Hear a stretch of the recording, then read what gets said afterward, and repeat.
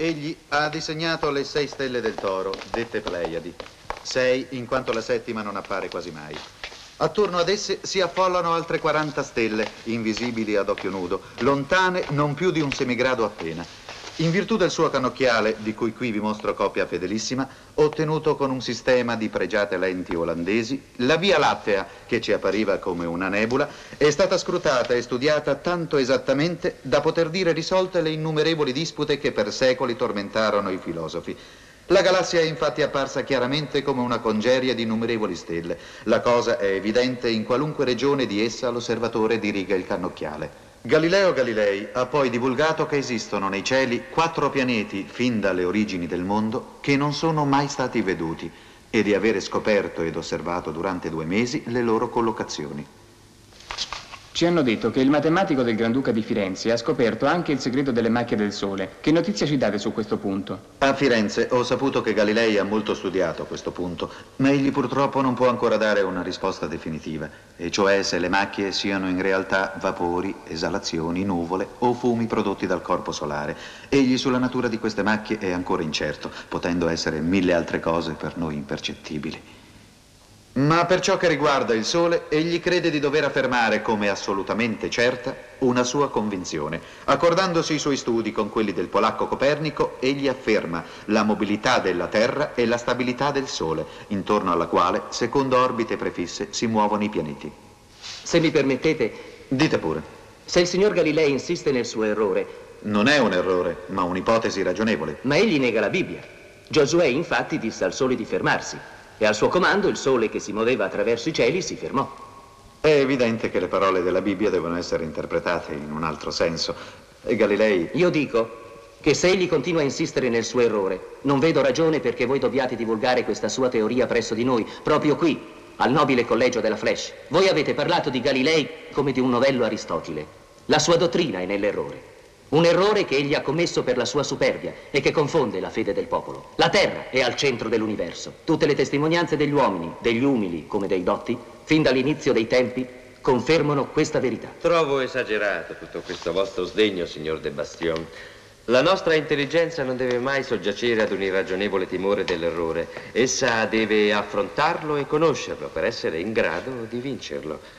Le ipotesi di Galilei hanno sollevato ovunque numerose critiche. Uomini di scienza e di chiesa si sono affrettati ad ammonirlo, ma sulla sua dottrina, che si sappia, non è stato ancora pronunciato un giudizio definitivo.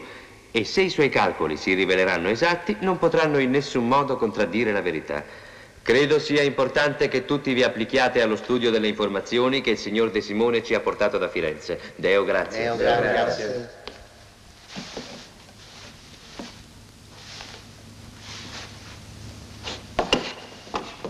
Avanti gli altri. Io dico che è assurdo paragonare Galileo ad Aristotele. Aristotele ha costruito la sua dottrina su un sistema perfetto di sillogismi, invece la scienza di Galileo nasce dall'osservazione dell'universo. Non è permesso parlare, signor Descartes. Scusatemi, signore. Spada in linea, saluto.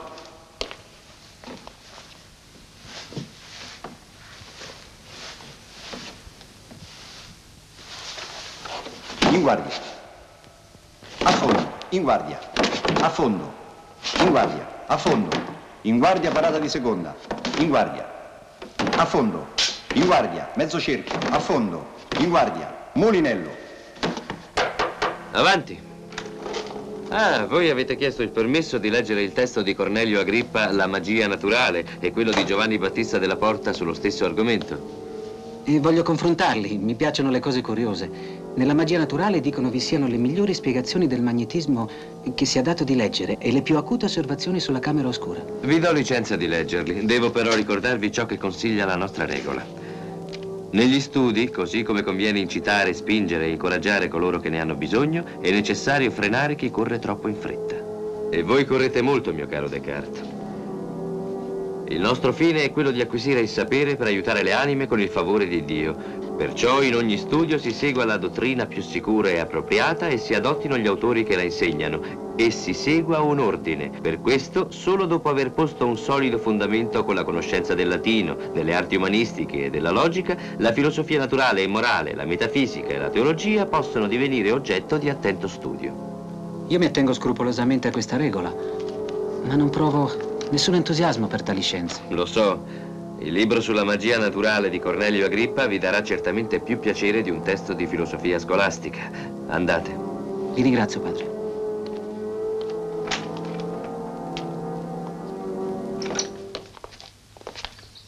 Il giovane Descartes è pieno di curiosità. Gli ho dato il permesso di leggere 2 altri libri. La sua passione per le nuove scienze è forse eccessiva. Egli è convinto che le nuove scienze, se si avvicinano alla verità, aiutano a scoprire ed amare anche Dio, che è la verità somma.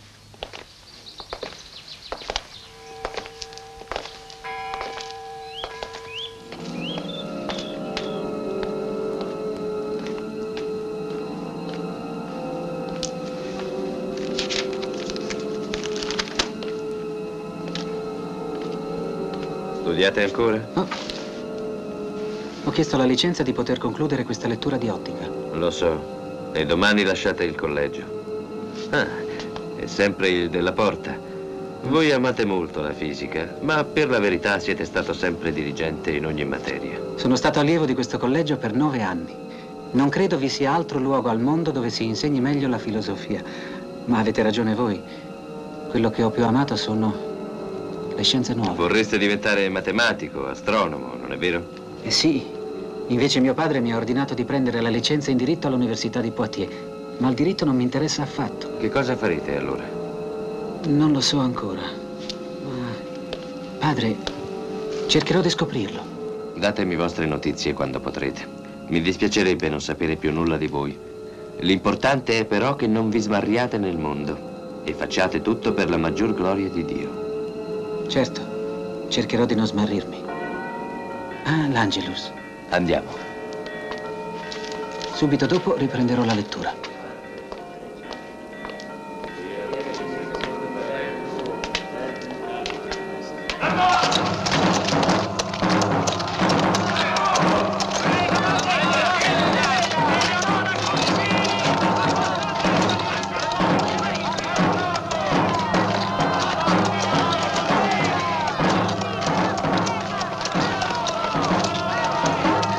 Le guardie del re le hanno ucciso il marito, il gran maresciallo d'Ancre. Era lui il reggente del governo.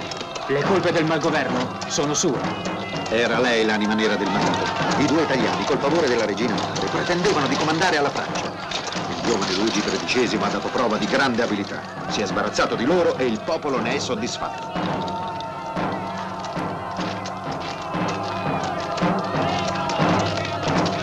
È in casa, signor Levasseur de Thiol? Sì, signore.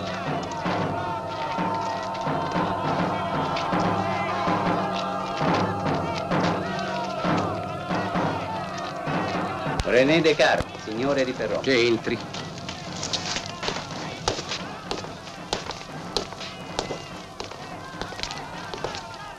Vi attendevo da alcuni giorni. Come sta vostro padre? Mi ha scritto Ma da Rennes. veramente... Non lo so, mio signore. Io vengo da lontano, dalla Touraine. Non lo vedo da più di 2 mesi. Purtroppo avete trovato molta eccitazione a Parigi. Oh, io non conosco gli intrighi di corte. Ma a me sembra giusto che il giovane re voglia governare di persona piuttosto che lasciarlo fare a qualche cortigiano intrigante. Sì, avete ragione. Che cosa avete intenzione di fare adesso che siete a Parigi? Che progetti avete? Potrei aiutarvi. L'ho già detto a mio padre. Vorrei tanto che non mi aiutasse nessuno. Ho deciso di non iniziare nessuna carriera. Ho ancora bisogno di attendere. Ma allora, se siete indeciso, avrete necessità di aiuto. No, perché non sono affatto indeciso. Voglio solamente scoprire da me, da solo, come è fatto questo mondo. Parigi, per esempio. Da quando sono uscito dal collegio mi sono reso conto che io non ho appreso nulla di ciò che può essermi utile nella vita. Mio Dio, come adoro i tuoi capelli. Sono morbide onde sulla tua fronte, carezzano lievi la tua bellezza e mi fanno geloso quando ti baciano. Hai una bocca d'ambra e di rosa, ma le tue parole mi trafiggono se non mi dici, baciandomi, che amare è una sublime cosa. Vieni con me. Il vento urla forte, certo non può udirci. E quello che noi faremo qui sarà un dolcissimo mistero. Meraviglioso. Théophile de Viau. Voi dite che non vi piace il diritto, ma è certo che amate la poesia. Sono sicuro che verrete presto a dirmi che a Parigi avete scoperto l'amore. Voglio scoprire ben altre cose qui, a Parigi. Mi fate banale, signore. No, rassicuratevi, non lo siete nel modo più assoluto. Venite, vi accompagno alla vostra camera.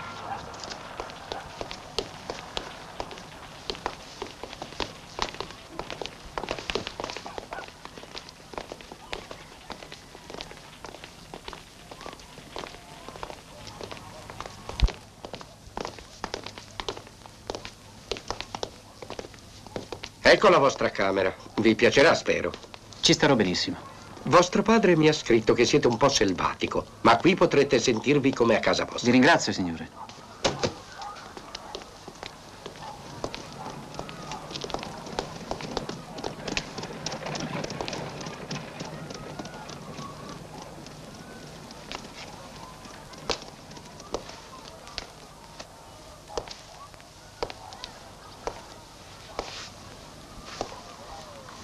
Poggiala lì.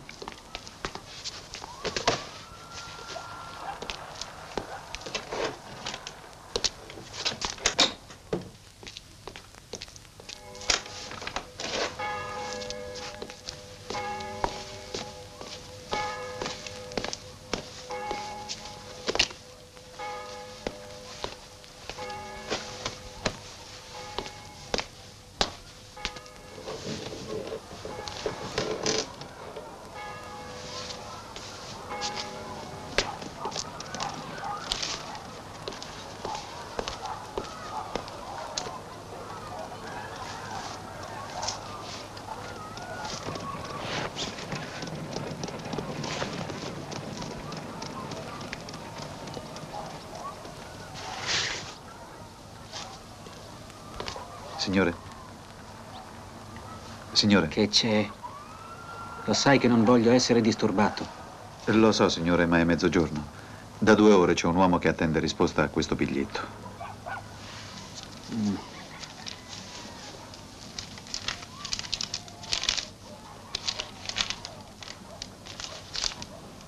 È un invito di padre Mersenne al convento dei Minimi. Mersenne è un allievo anziano del collegio della Flèche. Rispondigli che andrò.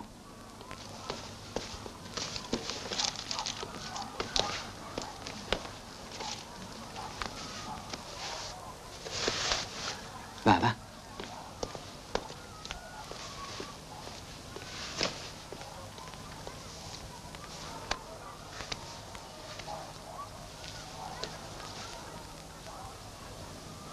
Cosa pensare allora di quelle false scienze che affermano senza mai provare niente? Invocando le qualità occulte della luna e delle costellazioni. Che cosa pensare di quanti smettono di pregare Dio e i santi per indirizzare delle magiche preghiere agli astri? Che cosa pensare di quegli astrologi che osano fare l'oroscopo a nostro Signore Gesù Cristo? L'uomo sapiente non è né un indovino né tantomeno un mago, ma colui che ama la verità. E come Aristotele crede che la natura ce ne mostra chiaramente il volto nello studio delle cause e nella successione dei fenomeni. Certo non approvo Aristotele in tutte le sue parti, perché sono passati quasi 2000 anni dalla sua morte e la scienza dell'uomo è assai progredita. Ma quanto alla ricerca della verità, ripeterò qui ancora ciò che ho detto molte altre volte. Aristotele è un'aquila, gli altri non sono che dei pulcini. Ma reverendo padre, nella ricerca della verità, Platone dice una cosa, Aristotele ne dice un'altra, Epicuro un'altra ancora. Agostino sembra indicare una via diversa da quella di Tommaso d'Aquino. Telesio, Campanella, Bacone e gli altri innovatori recano degli argomenti ancora diversi. Voi dite che salvo Aristotele sono tutti dei pulcini. Non vi sembra di esagerare? Le summe dei filosofi scolastici, fondate sulle dottrine di Aristotele, sembrano essere delle costruzioni perfette che conducono alla verità. Quando le si studiano restando chiusi dentro le pareti di una biblioteca o di un collegio, ma appaiono assai lontane da esse, se vengono confrontate con i mille e mille fenomeni che sono la realtà del nostro mondo. E chi mai tra questi ci insegnerà con autorità qualcosa sulla quale non possa esservi alcun dubbio possibile? Voi siete troppo giovani, avete ancora molto da studiare. E parlate contro Aristotele, è incredibile. Probabilmente di Aristotele conoscete soltanto le citazioni che ci riportano le summe. E voi siete certamente il signor Descartes, il mio giovane condiscepolo di La Flèche. Il padre François della Compagnia di Gesù mi ha raccomandato questo giovane. Il signor Descartes ha grande passione per le scienze matematiche. Avrete occasione di conoscerlo meglio in seguito. Certamente, signori, ma vi prego adesso di continuare e di scusare la mia interruzione. Allora, riprendiamo il nostro discorso. Venite a vedere. Venite. Mi è venuta un'idea, ho trovato il modo di misurare l'umidità dell'aria. Adesso vi mostrerò che cosa ho escogitato. Guardate questi due nastri di carta. Il primo è nel suo stato naturale. Quest'altro, che ho in precedenza bagnato, si restringe asciugandosi. Con questo mezzo ritengo di poter misurare i differenti gradi di umidità come si misurano con un termoscopio i differenti gradi di calore. Interessante. Vedrete l'effetto tra qualche minuto. Vedo che in materia scientifica non seguite Aristotele. Ma non capisco. Se respingete la sua scienza, perché mai ne difendete la filosofia? Non mi direte che siete anche voi del partito degli innovatori e che respingete ogni genere di filosofia. Non respingo affatto la filosofia, ma le dottrine che mi appaiono costruite su fondamenti poco sicuri, come sulla sabbia. Mi dispiacerebbe che attraverso questa via giungeste allo scetticismo. E questo è un pericolo e voi lo sapete bene. Cosa fate per evitarlo? Io non cerco altra scienza di quella che posso verificare attraverso me stesso e traggo le mie lezioni dalla vita piuttosto che dai libri. Ma se l'autorità dei filosofi vi adombra, chi altro pensate che possa guidarvi? Il convincimento, padre mio, che vi sono allo stato naturale, nel nostro animo, dei semi di verità e che proprio questi semi sono in grado di darci la capacità di distinguere il vero dal falso. Dei semi di verità. Dovreste scriverle queste vostre osservazioni sulla filosofia del nostro tempo. Ne potrebbe nascere una discussione molto utile. Scrivere? Oh no, non posso farlo, padre. Non ho ancora riflettuto abbastanza. Spero almeno che veniate qualche volta a trovarmi per parlare con me e con i miei dotti amici, se vi farà piacere. Ma certo, non mancherò. Vi ringrazio. Ecco, avete visto? Un giorno il vecchio maresciallo di Roquelaure mi ha condotto a far visita a una certa Guglielmetta affinché constatassi che era in grado di parlare nelle più varie lingue mentre era posseduta dal diavolo. Io mi sono avvicinato e ho cominciato a parlarle in 5 o 6 lingue differenti, senza avere nessun'altra risposta che parole incomprensibili e orribili bestemmie in guascone. Ad un certo momento entrò nella stanza un frate ed essa rinsavì. Una mistificazione, signori, niente di più di una mistificazione. Théophile de Vieux, ho il dovere di avvertirvi che a forza di non credere al diavolo finirete per non credere più in Dio. E per questo io credo al demonio. Doppio 6. Ho vinto.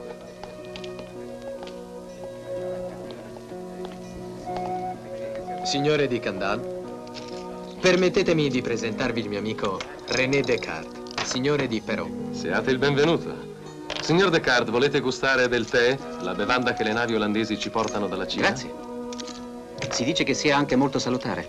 Oh sì, infatti il mio medico mi raccomanda di berne almeno 50 tazze al giorno, forse troppe. Prego. Io reco sempre nelle mie tasche il Sanctum Regnum, un libro prezioso, una delle prove scientifiche della ignoranza e della ipocrisia del nostro secolo. Se voi non foste amici, mi guarderei bene dal mostrarvelo, perché vi sono ancora molti in Francia che si divertono ad allestire roghi di eretici e di streghe. Ah, vedo che avete paura. Ebbene, me ne felicito. Coloro che hanno paura sono saggi. Ascoltate, è un libro scientifico. Chi brami fare un patto con l'inferno, decida quale diavolo invocare. Non è lecito disturbare Satana se una potenza infernale subalterna è bastevole a soddisfare i vostri desideri. Beh, come vedete, la discrezione è una virtù necessaria anche nell'inferno. Per l'evocazione viene prescritta una pietra sanguigna che si vende dagli speziali e 2 candele di cera benedetta. Vi è anche una preghiera di sicuro effetto. O imperatore Lucifero, signore degli spiriti ribelli, supplico il tuo aiuto mentre chiamo il tuo ministro Lucifugero Focale per stipulare un contratto con lui. Fai che mi appaia in forma umana e senza cattivo odore. Beh, non vi sembra che si tratti di follie, di esagerazione, di cui si occupa purtroppo persino la corte e su cui la Sorbona indice delle dispute teologiche? È assurdo.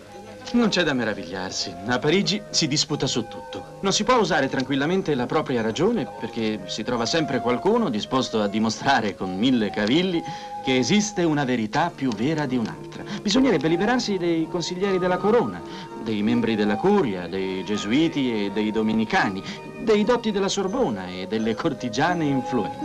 E anche del signor di Luynes, il favorito del re. È giusto. Non vi sbigottite, signore. Sono dei gentiluomini onorati, ma non sopportano i frati, né il partito spagnolo, né i gesuiti, che poi è la stessa cosa. Vogliono soprattutto essere liberi. Il signor de Saumes li conosce bene, è uno di loro. Sono Guy de Balzac. Mi congratulo con voi, signor Descartes. Vi ho ascoltato al convento dei minimi e devo darvi atto del vostro coraggio. Il signor de Clave è stato condannato per aver detto in pubblico cose molto più prudenti delle vostre.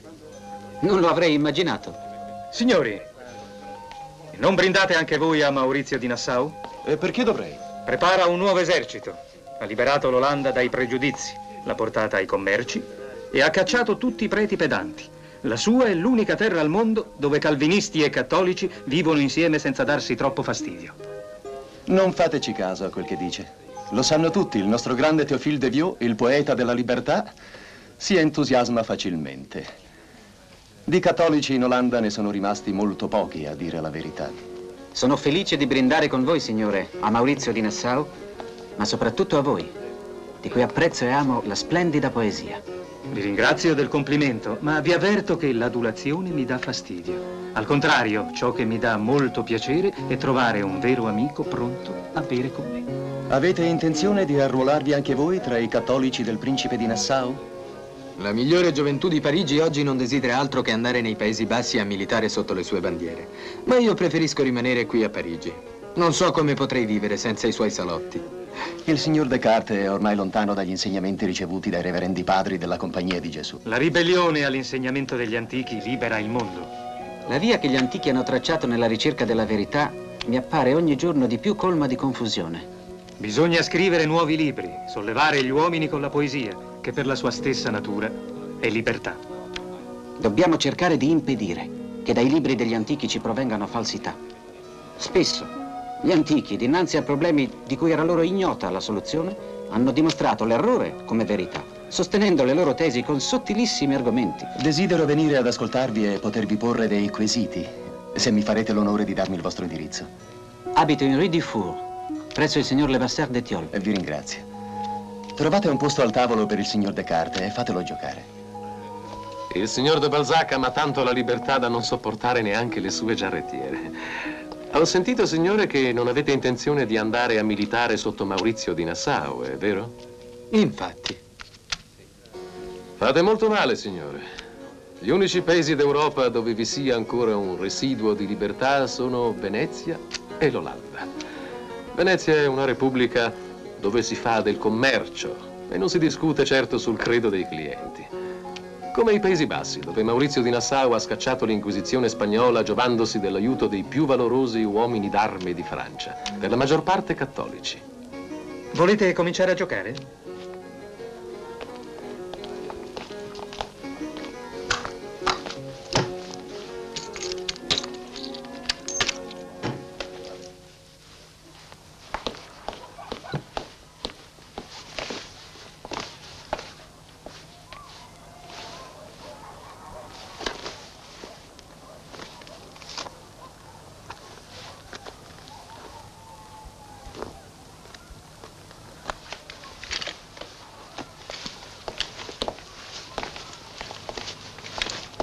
I signori Balzac e Saumaise sono venuti a rendervi visita.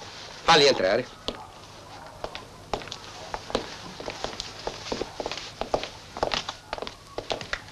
Scusate questa introduzione, signore. Sappiamo che Descartes abita presso di voi. Il signor Descartes si è nascosto. Mi ha lasciato senza dirmi nulla. Il suo domestico mi è venuto a trovare in gran segreto. Dice che il suo padrone è andato a nascondersi in un sobborgo e non esce dalla sua stanza da molti giorni. Confesso che sono preoccupato. Una specie di fuoco deve avergli invaso il cervello. Mi ritengo autorizzato per l'amicizia che mi lega a suo padre a violare il suo ritiro. Ci stavo appunto andando. Volete accompagnarmi?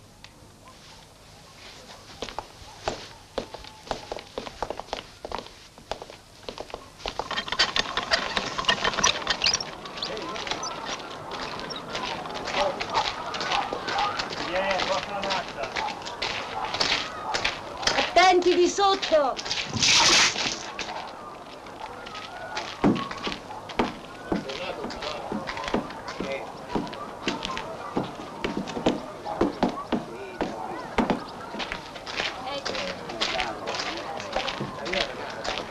È più di mezz'ora che stiamo camminando, non si arriva mai.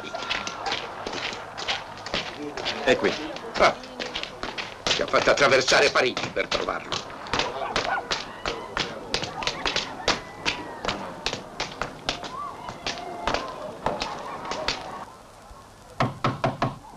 Chi è là? Il vostro amico Levasseur, in compagnia del signor di Balzac e del signor Saumaise. Ah, entrate. Vi confesso, caro amico, che essendo rimasto così a lungo senza vostre notizie, temevo vi foste ammalato. Abbiamo incontrato per caso il vostro domestico che ci ha condotto, devo dire, suo malgrado, fino a voi. E le vostre premure mi commuovono, ma non vi allarmate, sto benissimo. Mi sono chiuso solo in questa stanza da molti giorni e ho riflettuto su ogni momento della mia vita passata di cui ho memoria. E sono giunto a questa conclusione. Io mi devo assolutamente liberare della mia infanzia, se voglio riuscire a conoscere di che cosa è capace la ragione umana. Voglio darvi una notizia, signori. Voi siete i primi a conoscerla. Ho deciso di abbandonare i miei libri e di andare in Olanda, ad arruolarmi nell'armata di Maurizio di Nassau, come molti altri giovani francesi. Che ne dite, signori? Siete davvero convinto che riuscirete a lasciare in Francia quella parte di voi stesso che tiene prigioniera la vostra ragione?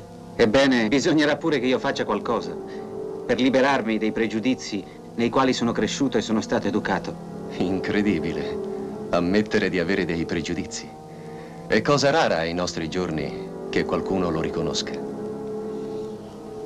Quando eravamo piccoli, noi abbiamo appreso che con i capricci e le lacrime ci potevamo fare ubbidire dalle nostre nutrici. E ci siamo così anche persuasi che il mondo era a nostra disposizione. E dallo stesso modo, fin dall'antichità, che è il tempo dell'infanzia dell'umanità, l'uomo si è persuaso che la Terra è piatta e non tonda, e che essa rimane immobile al centro dell'universo, e si è fatto innumerevoli altre opinioni, anch'esse false, sulla realtà, di cui gli è molto difficile disfarsi, ancora oggi. I nostri maestri hanno rivestito di parole sapienti queste opinioni arcaiche, e così facendo hanno radicato fortemente in noi la forza dell'errore che esse contengono. E voi credete che andando in Olanda riuscirete a liberarvi dal contagio di tali errori? Io ho bisogno di allontanarmi dall'aria di questa città, dal rumore che producono le parole e le opinioni dei suoi dotti, per riuscire a fare funzionare liberamente la mia ragione. Ho deciso di rifiutare ogni opinione, anche le mie, come se fossero tutte false. E ho deciso anche che non accetterò, se non prima di averle attentamente esaminate con la mia ragione, che quelle sulle quali avrò raggiunto una assoluta certezza. Farò come un mercante di mele, il quale svuota tutto il cesto, temendo che qualche frutto sia marcio, e vi rimette dentro solo i frutti sani. Ma io ho sempre pensato che Parigi fosse la città più capace di stimolare l'intelletto e di dare alla ragione la libertà più grande. Anch'io lo credevo.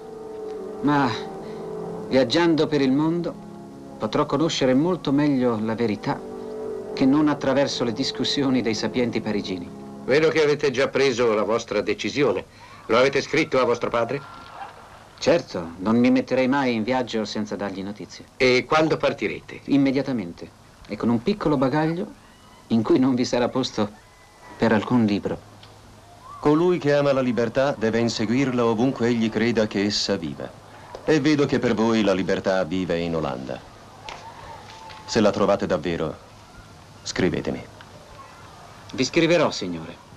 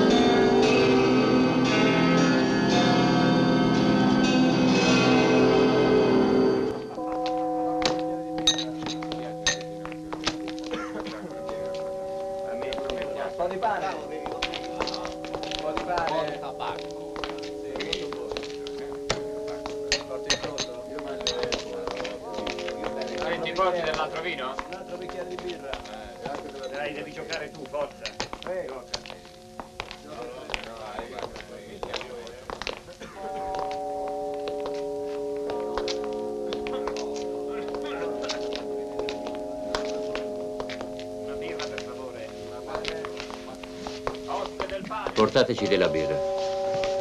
Sembra che in questo paese vivano soltanto mercanti e marinai.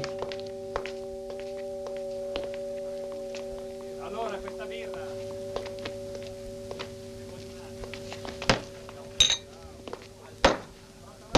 Permettete? Vorremmo parlarvi. Sedetevi. Quasi tutte le mattine, a quest'ora, vi vedo venire qui a bere la solita birra. La trovate buona? Cosa volete da noi, signore? Sappiamo che maneggiate bene la spada. Tutti i cadetti sono degli spadaccini. Ma ci hanno detto che voi siete dei maestri. E poi vi osserviamo da parecchi giorni. Non siete mai ubriachi. Vi ho già chiesto, signore, che cosa desiderate da noi. Vi offriamo un ingaggio. 2000 fiorini l'anno come maestri d'arme su 2 navi che viaggiano per conto della Compagnia delle Indie Occidentali. Noi siamo cadetti senza paga, signore. Ognuno di noi ha di che vivere. Ma se amate l'avventura e vi piace la libertà, per voi non vi è nulla di meglio che prendere la via del mare. Noi vi offriamo un imbarco su 2 battelli mercantili nuovi da 600 tonnellate che sono stati appena armati. Sono navi che assomigliano a un palazzo. Hanno 30 cannoni e delle stive più grandi dei magazzini del signor Van Cleef di Amsterdam.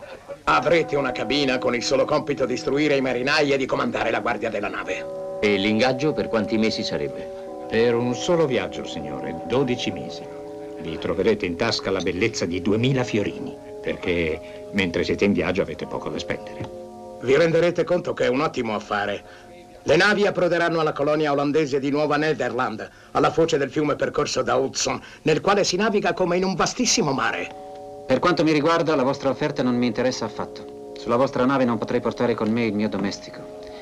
E non potrei avere nessuna delle comodità che mi sono indispensabili per vivere e per pensare. È strano, per un soldato che siate tanto attaccato alle vostre comodità. Anche voi, signore, rifiutate l'offerta? Io devo purtroppo tornare a Parigi alla fine dell'anno. Altrimenti l'accetterei. Io tutte le mattine vengo a bere un bicchiere di birra in questa locanda. Se doveste cambiare idea, non avete che da dircelo. Per quanto mi riguarda, signore, non ci sperate.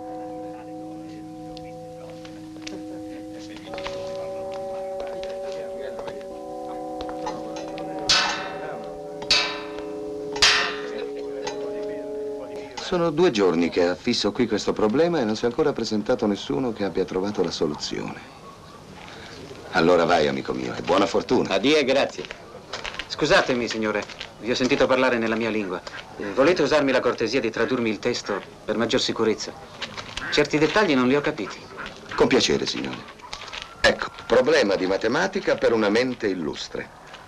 Una pietra cade da A a B in un'ora. Questa è perpetuamente attratta dalla Terra con la medesima forza senza nulla perdere della velocità che le è stata impressa dall'attrazione precedente. Orbene, quel che si muove nel vuoto si muove eternamente. Si domanda quanto tempo impiegherà la pietra a varcare uno spazio dato. Bene, la soluzione è semplice. Semplice? Ma sì. Ma sono io, signore, che ho messo questo avviso, disperando di poter mai trovare una risposta al problema, ed io sono un matematico. Quando vorrete, io sono pronto a darvi la dimostrazione. Vi attendo a casa mia, signore. Sono ansioso di udirla. Qui a Breda tutti quanti sanno dove abita Isaac Beckman di Middelburg. Ecco.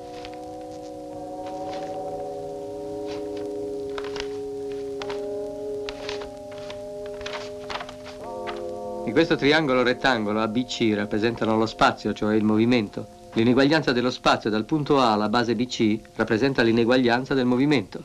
Di conseguenza AD sarà compiuto nel tempo che è rappresentato da ADE e DB nel tempo rappresentato da D e BC. Quindi AB sarà raggiunto 3 volte più lentamente che AD. Esatto. Esatto.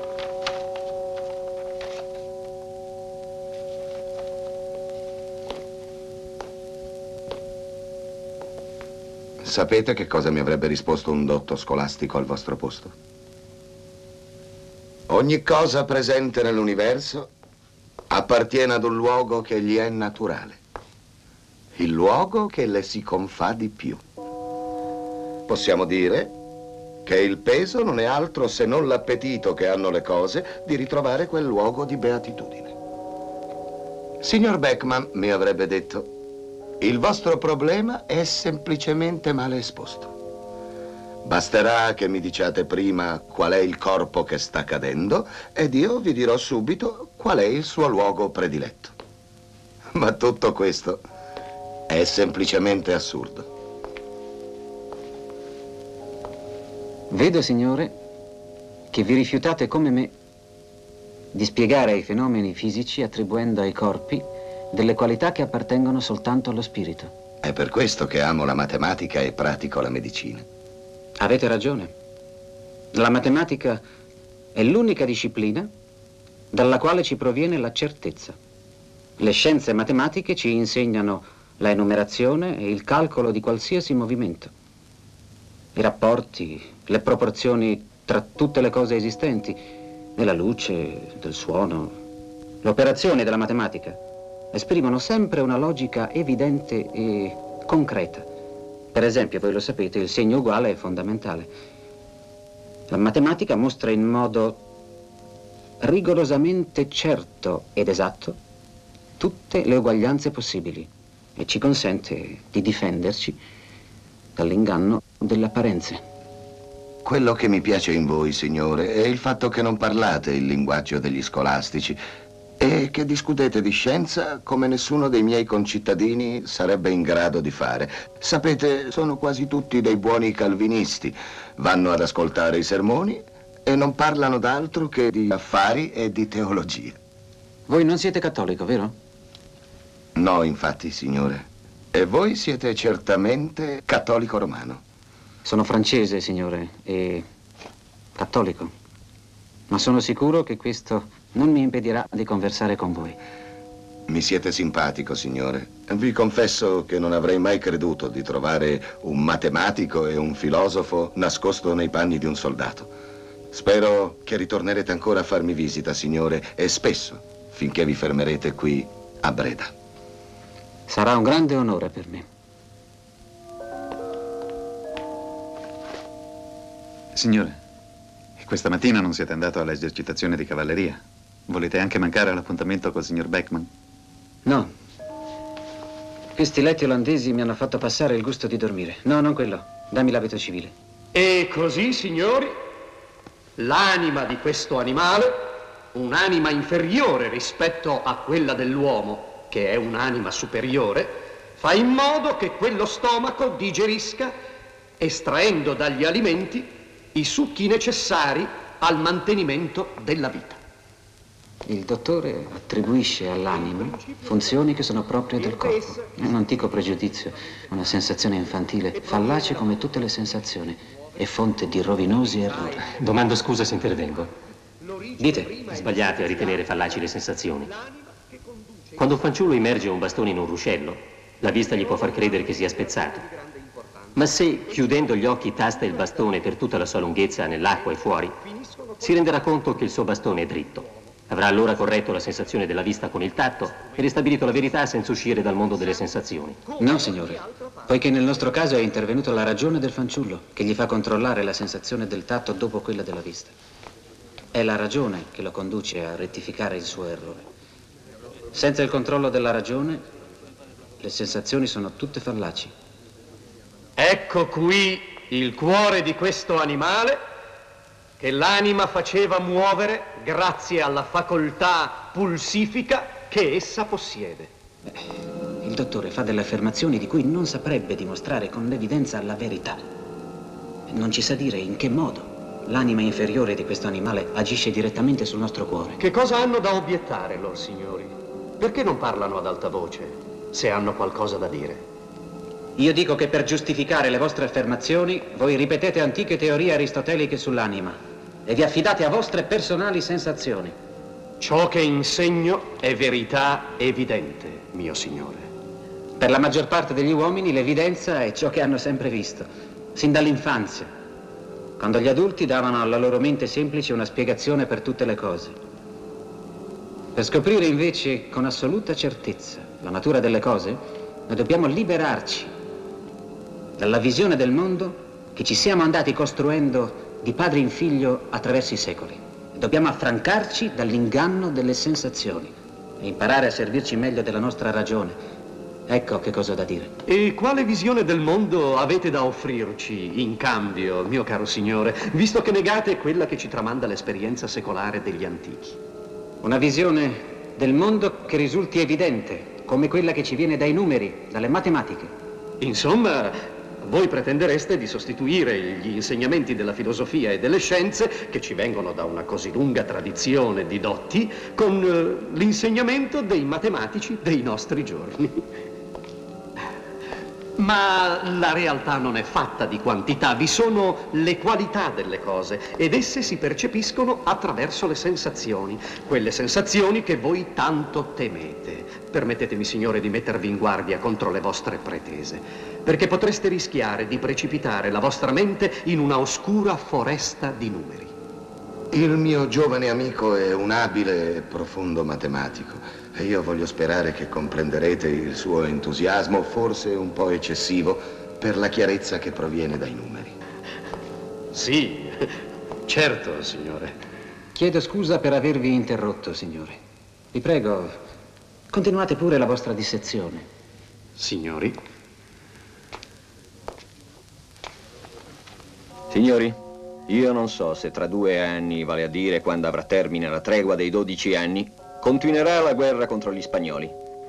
In ogni caso, il glorioso esercito delle Province Unite dei Paesi Bassi dovrà avere per quell'epoca una artiglieria che sia ancora più potente di quella che gli spagnoli ebbero a conoscere a loro spese prima della tregua. Ecco dunque il vostro compito per la lezione di oggi. Dovrete calcolare l'alzo di tiro di 3 cannoni, e questo in rapporto all'altezza dei bastioni che difendono la città di Ostenda, per effettuare una gittata che sia la più sicura e potente possibile. Ecco le distanze dei cannoni dai bastioni. Il primo si trova a 1000 piedi, il secondo a 750 e il terzo a 5000. Nel 1603 la conquista di questo porto da parte delle nostre truppe è costata ben 4 milioni di fiorini, ma sarebbe costata certamente molto di più se il principe Maurizio di Nassau non avesse potuto contare sulla migliore artiglieria del mondo. I calcoli dell'Alzo sono fondamentali per l'artiglieria. È per questo motivo che vi raccomando l'applicazione più attenta nello studio di questo problema. Buongiorno, signori.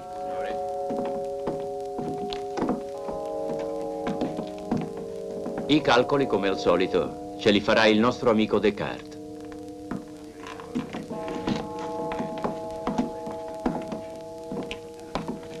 Ce li farete, vero? Ecco i vostri calcoli, signori.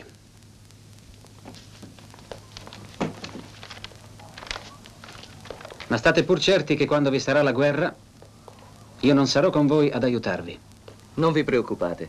Per il momento la guerra sta ancora riposando. E il principe Maurizio di Nassau tiene armato un esercito solo per sostenere la sua lotta politica contro Van Oldenbarnevelt.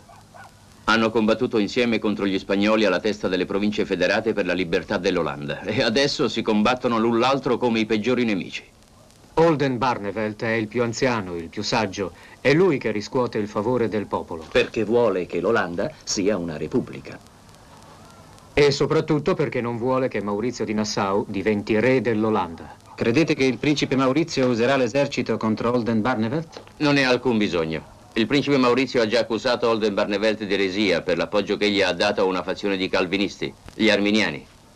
Anche tra i calvinisti l'accusa di eresia può distruggere un uomo più di un intero esercito. Ma se condanneranno Oldenbarnevelt, i suoi partigiani si solleveranno. Oh, qualsiasi cosa avvenga, io fra un mese non sarò più qui. Fra un mese io sarò in Germania. Il duca Massimiliano di Baviera arruola truppe e certamente con la patente della nostra accademia credo che potrò trovare presso di lui un buon posto di ufficiale. E con la paga. E contro chi farà la guerra? Contro i boemi, ribelli al loro re e imperatore Ferdinando II. Mio zio mi ha scritto da Ulma. Dopo che i nobili calvinisti boemi hanno gettato dalla finestra del castello di Praga i messi imperiali e i loro segretari, con i quali avrebbero dovuto trattare i termini di un accordo, da più parti in Germania si armano truppe. Gli imperiali cattolici si preparano ad assalire e a distruggere i protestanti boemi, che sono capeggiati dal principe elettore del Palatinato. In Germania non passa anno in cui non si armi un esercito. È sempre stato così. Vi sono sempre stati dei vantaggiosissimi arruolamenti. E vi è anche dell'ottima birra e delle bellissime donne. Il signor Beckman. Buongiorno, signor Descartes. Vi vedo finalmente sveglio di buon mattino. Oh sì, ho una grande nostalgia per i nostri buoni letti francesi. Ho ricevuto il vostro biglietto. Perché volete abbandonare l'armadio? Non sono venuto per restarci. Io faccio il soldato per studiare gli uomini e per mettere me stesso a confronto con la vita. Adesso andrò in Danimarca e dopo forse in Germania, non so ancora bene. E così abbandonate i vostri progetti. Qualche tempo fa avevate promesso che avreste pubblicato un trattato di meccanica e di geometria, ma da quando siete a Breda non vi ho visto scrivere neanche una riga su tale argomento. Oh, naturalmente non è che non abbia apprezzato quell'ottimo compendio di musica che mi avete mandato in dono per Natale, ma confesso che mi attendevo di più dalla vostra mente matematica. Scriverò, manterrò fede a tutti i miei progetti. Non abbiate timore, ma ho ancora bisogno di riflettere. Ho capito che gli uomini, quando vengono assaliti dalla curiosità, corrono il rischio di spingere l'intelligenza per vie che sono loro ignote, di andare vagabondi senza una meta precisa, senza una speranza ragionevole, come a caso, come guidati solamente dalla fantasia. Eppure vi ho sentito in più di un'occasione formulare delle ipotesi precise, dei calcoli esatti. Ho bisogno di riflettere ancora. Allora, prima di partire, dovete promettermi almeno che mi invierete copia di tutto ciò che scriverete. Ve lo prometto, caro amico. Voi mi avete svegliato qui a Breda da una vecchia inerzia che mi portavo dietro. Avete richiamato la mia mente sviata ad un serio studio delle matematiche. Come potrei mai dimenticarmi di voi?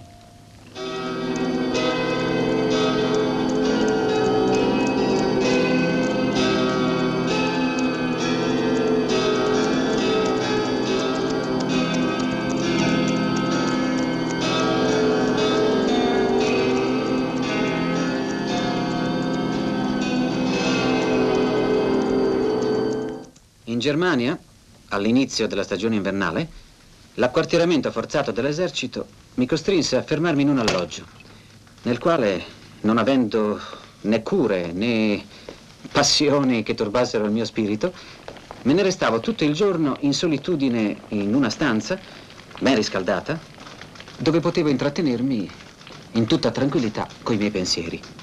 Così, dopo pochi giorni di riflessione, mi apparve limpido, come una scienza mirabile, un nuovo fondamento del sapere, dal quale è possibile produrre un ordine tra tutti i pensieri che possono entrare nello spirito umano, così come esiste un ordine naturale fra tutti i numeri.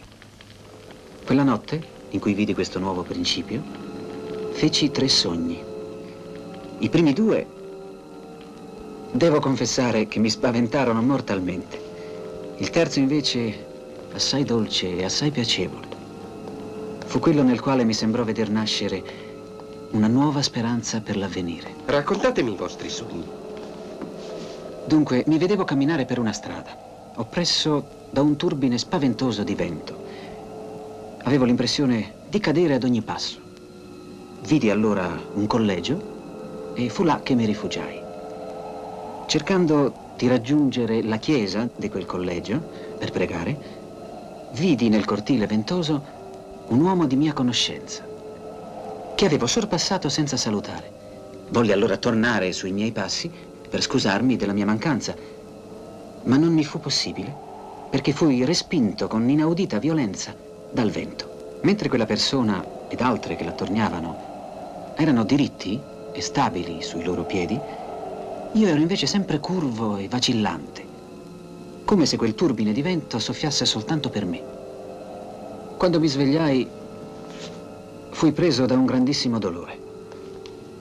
Pregai Dio che mi difendesse dal maligno e dopo aver passato 2 ore in profonda meditazione sui beni e sui mali di questo mondo, mi riaddormentai. E subito ebbi un nuovo sogno. Udii un gran tuono e la paura mi svegliò di nuovo. E, aperti gli occhi, vidi la camera tutta invasa di scintille infuocate, cosa che m'era già successa altre volte. Meraviglioso. Il fuoco e la luce sono dei segni importanti. In breve tempo, aprendo e chiudendo gli occhi alternativamente, tutto si dissipò. E allora ripresi il sonno con una grande calma. Un momento dopo, ebbi il terzo sogno. Dite. Mi trovai tra le mani una raccolta di poesie, il Corpus Poetarum. Lo aprii e vi lessi questo verso. Quod vite sectabor iter, quale cammino sceglierò per la mia vita? Un uomo che non avevo mai visto mi presentò in quello stesso momento un testo in versi che cominciava così: est et non. Sì e no. Si tratta di sogni molto curiosi e sembrano nascondere delle importanti rivelazioni. Ne avete scoperto i significati? Li ho esaminati attentamente.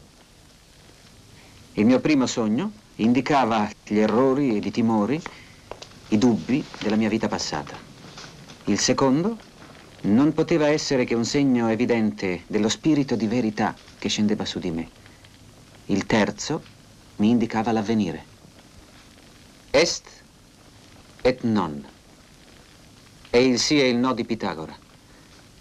Un avvenire nel quale mi sarà rivelata la verità e allo stesso tempo la falsità delle conoscenze umane e delle scienze profane. Io non so quale destino vi attenda, signor Descartes, però vi raccomando caldamente di pregare Dio di conservarvi nell'umiltà, perché è scritto che la scienza perde i sapienti. La verità assoluta, cioè a dire il Dio, rimane un mistero per tutti, Signore. I vostri consigli sono sempre pieni di saggezza. Siete sempre così inquieto, instabile. È incredibile. Non arriverete mai ad alcun risultato se non sceglierete una buona volta una dimora fissa per studiare, per scrivere. Avete ragione. Ma quando mi fermo in una città, dopo aver visto come vi si vive e dopo aver parlato con tutti coloro con i quali giudico che meriti parlare, vengo preso da un gran desiderio di rimettermi in viaggio. E per quanto tempo avete intenzione di fermarvi a Parigi? Molto poco, mio caro padre. Ho visto il signor Levasseur che mi ha parlato dei vostri sogni. Mi ha detto che credete di aver raggiunto un nuovo fondamento per conoscere con assoluta certezza la verità. Il signor Levasseur ha esagerato. Devo ancora riflettere su ciò che ho solo intuito. Ah, ma voi dubitate di tutto. A molti apparite come uno scettico. Ma è stato anche detto che avete intenzione di ripudiare tutte le vostre vecchie credenze. Ma non quella della fede, padre mio, tranquillizzatevi. Perché la via del cielo è aperta agli ignoranti come ai dotti. E quanto al mio dubitare di tutto, rassicuratevi. Io non ho nulla in comune con gli scettici. Voglio solo costruire le mie convinzioni sulla roccia e non sulla sabbia. Perché non intendo affatto imitare quei viaggiatori i quali, essendosi smarriti in una foresta, si mettono a vagare, a girare attorno senza direzione. Non posso impedirmi di sospettare che ci sia dell'orgoglio nelle vostre affermazioni. L'appestato è là, dottore.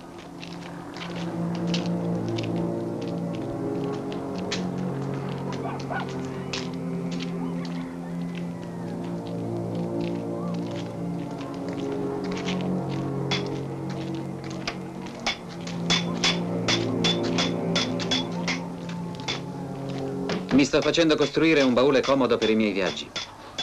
Osservate bene il lavoro del fabbro. I nostri aristotelici affermano che il martello deve essere battuto velocemente, perché con la velocità la natura viene sorpresa e non le si lascia il tempo di radunare le sue forze per resistere all'urto del martello. La loro teoria non vi sembra assurda? Assolutamente. Fra poco sarà pronto. Tornerò stasera. Un metodo capace di vincere il dubbio e di produrre certezza, secondo me dovrebbe somigliare alle arti meccaniche, che contengono in se stesse i principi secondo cui bisogna fabbricare gli strumenti che sono loro necessari. Sì, assordante. È meglio andare via.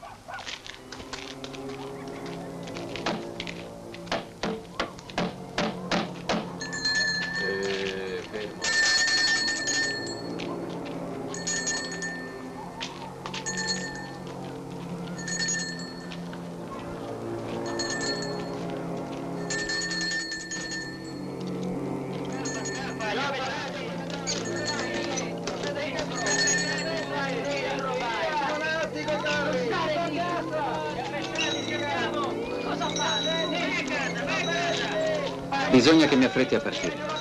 Quando partirete? E dove andrete? Forse in Italia.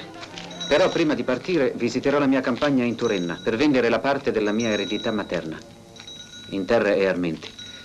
Ma non venderò senza serbare per voi un po' di burro delle mie vacche. Vi ringrazio. Non trascurate di scrivermi. No. Che Dio vi assista.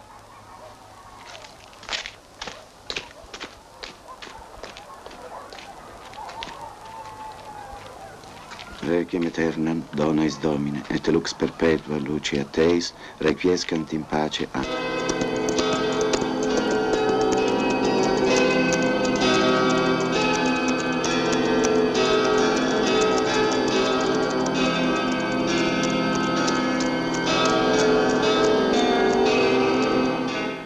Ecco qui i due atti di vendita. Il signor René Descartes riceverà dal signor Dieu le Fils per l'acquisto dei poderi della Grande Maison e di Marché 2000 libre tornesi. Altre 3000 gli saranno versate dal signor Chatillon per il feudo di Perron. Il signor Pierre Descartes, fratello del signor René Descartes, non ha alcuna obiezione? No, nessuna. Sia ben chiaro. L'acquisto dei diritti signorili sulla terra della Bobinière fa parte della stessa transazione. Questo figura nel contratto, nei termini che avete a suo tempo convenuto con il signor Descartes. Benissimo, non ci resta che firmare. Secondo i termini, il contratto entrerà in vigore tra 8 giorni.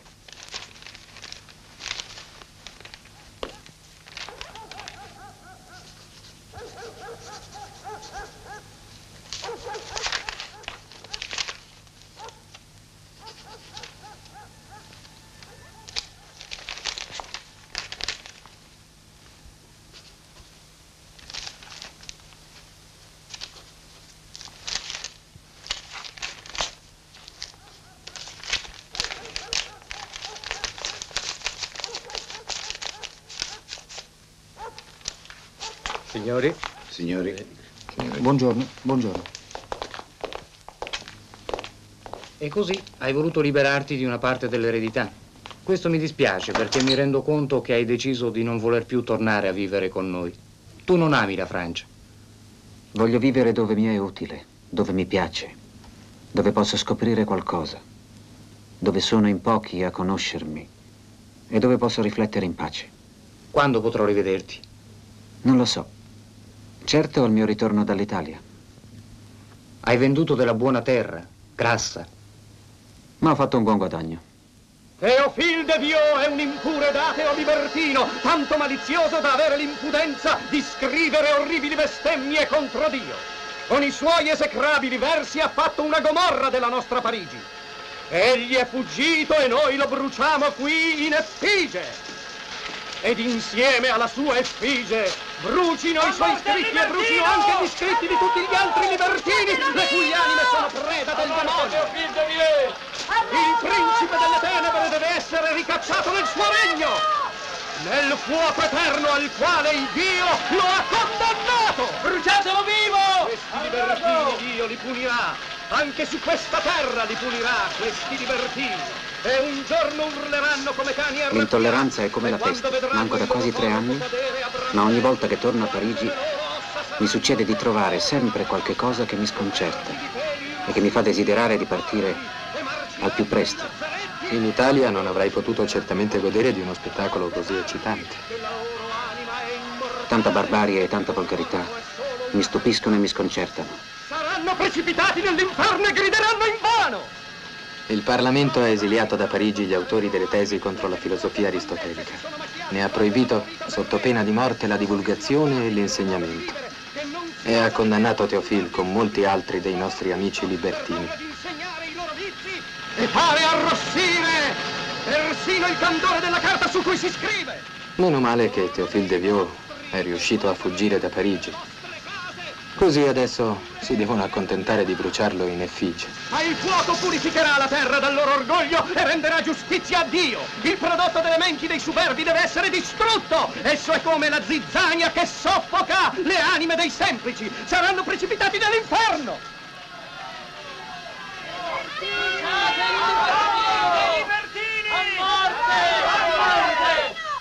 Direte a padre Mersenne che se non mi sono fatto vedere da lui è perché da molto tempo non esco più di casa.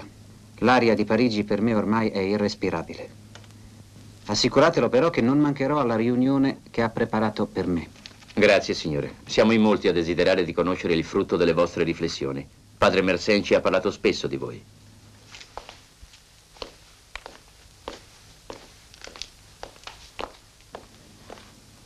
Signori, cedendo alle insistenze di padre Mersenne, voglio riferirvi ciò che ho intrapreso a scrivere su questo argomento dopo anni di lunga riflessione. Le 21 regole per la guida dell'intelligenza. Mi sembra incredibile che un gran numero di persone indaghi con tanto fervore sui costumi degli uomini, sulle virtù delle piante, sui moti degli astri, sulle trasformazioni dei metalli e su molte altre simili discipline, e che quasi nessuno si prenda la pena di indagare sulla mente dell'uomo, su come essa possa rettamente funzionare, sulla mente umana che è fonte mirabile e universale di sapienza e senza la quale non vi sarebbe conoscenza. La prima regola. Il fine degli studi deve essere quello di guidare la mente a giudizi sicuri e veri intorno a tutto quello che le si presenta. Se qualcuno vuol cercare seriamente la verità, non deve applicarsi soltanto a una particolare scienza, poiché le scienze sono tutte collegate e dipendenti l'una dall'altra nell'unità del sapere. La seconda regola. Bisogna occuparsi soltanto di quegli oggetti alla cui certa e sicura conoscenza ci pare di poter giungere attraverso la nostra intelligenza. Bisogna a questo proposito sapere che tra le scienze oggi conosciute solo l'aritmetica e la geometria sono esenti da falsità ed incertezze, perché consistono interamente nel dedurre logicamente una serie di conseguenze. Vertono su di una materia pura e semplice e non suppongono per esistere alcuna cosa che l'esperienza concreta abbia potuto rendere incerta. Con il loro ausilio, soltanto per disattenzione, l'uomo può cadere nell'errore. La terza regola. Non bisogna fermarsi a studiare le opinioni e le congetture degli altri o di noi stessi, ma cercare di intuire con la chiarezza dell'evidenza il contenuto reale delle cose. Per questo ci serviremo dell'intuizione e della deduzione. Per intuizione non intendo il frutto incostante delle sensazioni o delle nostre immaginazioni, ma il concetto che sgorga da una mente pura e attenta, tanto chiaro e distinto, che intorno ad esso non rimane alcun dubbio. Per esempio, 2 e 2 sono la stessa quantità che 3 e 1, cioè a dire 4. In quanto alla deduzione, essa è tutto ciò che noi accettiamo come necessariamente vero in conseguenza di precedenti conoscenze che siano già state ottenute con assoluta certezza. Da queste regole nascono tutte le altre, ed innanzitutto la quarta, che io deduco dalle precedenti. Per la ricerca della verità è necessario un metodo che conduca i pensieri con ordine, procedendo dagli oggetti più semplici e più facili a conoscere per salire poco alla volta ai più difficili. Dopo che avremo intuito un certo numero di preposizioni semplici, se da esse risulteranno concetti chiari e distinti, con un movimento continuo del pensiero passeremo a riflettere sulle loro reciproche relazioni. In questa metodica ricerca della verità si farà uso dell'intelletto, dell'immaginazione, dei sensi e della memoria, sia per intuire distintamente le preposizioni semplici, sia per confrontare rettamente le cose ricercate con quelle che sono già conosciute. A me sembra che tutte le cose che possono essere alla portata della conoscenza degli uomini si susseguono nella stessa maniera di quelle lunghe catene di ragioni semplici e facili delle quali i geometri usano solitamente servirsi per raggiungere le loro dimostrazioni più difficili. Queste, signori, sono soltanto alcune delle argomentazioni con le quali io sostengo le 21 regole che ho fissato per il retto uso della mente umana. Scusatemi, signore, mentre parlavate ho sentito un grande desiderio di leggere le vostre argomentazioni. Ditemi quando le pubblicherete. Non posso dirvi quando le pubblicherò, signori. Chi mi conosce lo sa bene. Sono come un pellegrino, amo viaggiare tra i miei pensieri, come amo viaggiare attraverso l'Europa, allo scopo di osservare gli uomini e le cose, e di poter meglio scoprire le infinite facce della verità e quelle dell'errore.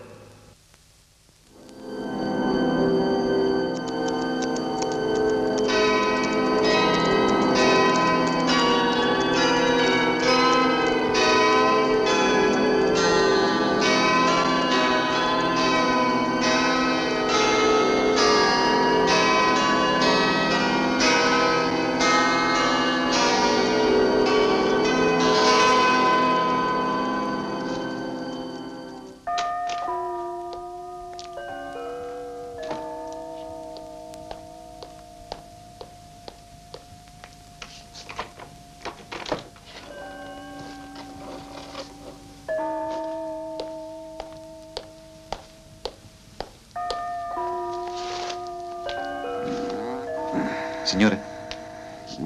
Sì, mio caro Bretagna. Che cosa succede questa mattina? Ottima giornata, signore. Vedo che anche questa notte avete consumato parecchie candele. Avete lavorato fino a tardi. Signore? Sì. È quasi mezzogiorno. Mezzogiorno? Sì, e vi è già qualcuno che vi aspetta da più di un'ora. Ah, mandalo via. È sicuramente un barbaro se viene a seccarmi a un'ora simile. È un mercante e viene da Parigi. Dice che ha per voi una lettera di padre Mersenne. Volete che lo mandi via? Non dire sciocchezze. Vai, digli che adesso mi vesto e lo ricevo subito. Ah, avverti in cucina che preparino il pranzo per 2. Sì. E di che lo voglio ricco e succulento. Bene, signore.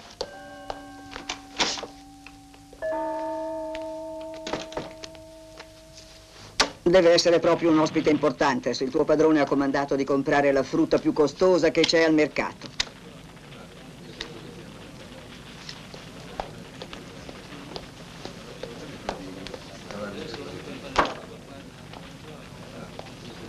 Da questa parte. Venite. Devo dire davvero ai nostri amici parigini che per il momento non avete nessuna intenzione di tornare in Francia? Assolutamente. È davvero incredibile che voi preferiate vivere in questa città di mercanti e di marinai anziché a Parigi, che è la città dei dotti. Da quando mi sono stabilito qui a Dordrecht, non ho desiderato neanche una sola volta di tornare a Parigi. Io, a dire il vero, preferisco questo ritiro. Lo preferisco non solamente al silenzio dei conventi dei certosini e degli eremi, ma anche alla riservatezza di certe ville di Francia e d'Italia, nelle quali di solito ci si rifugia per studiare tranquilli.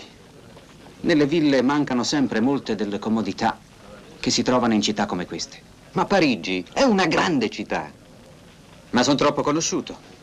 Invece qui non vi è nessuno, me eccettuato, che non eserciti la mercatura. Ed ognuno è talmente preso dai suoi interessi che io potrei starmene qui anche tutta la vita senza essere mai disturbato da anima viva. Vi è una scuola di lettere latine.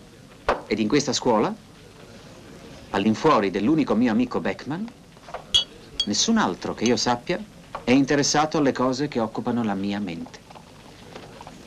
Vado a passeggiare tutti i giorni in mezzo alla confusione di un grande popolo, con la stessa libertà e con la pace che voi potete trovare in una villa di campagna.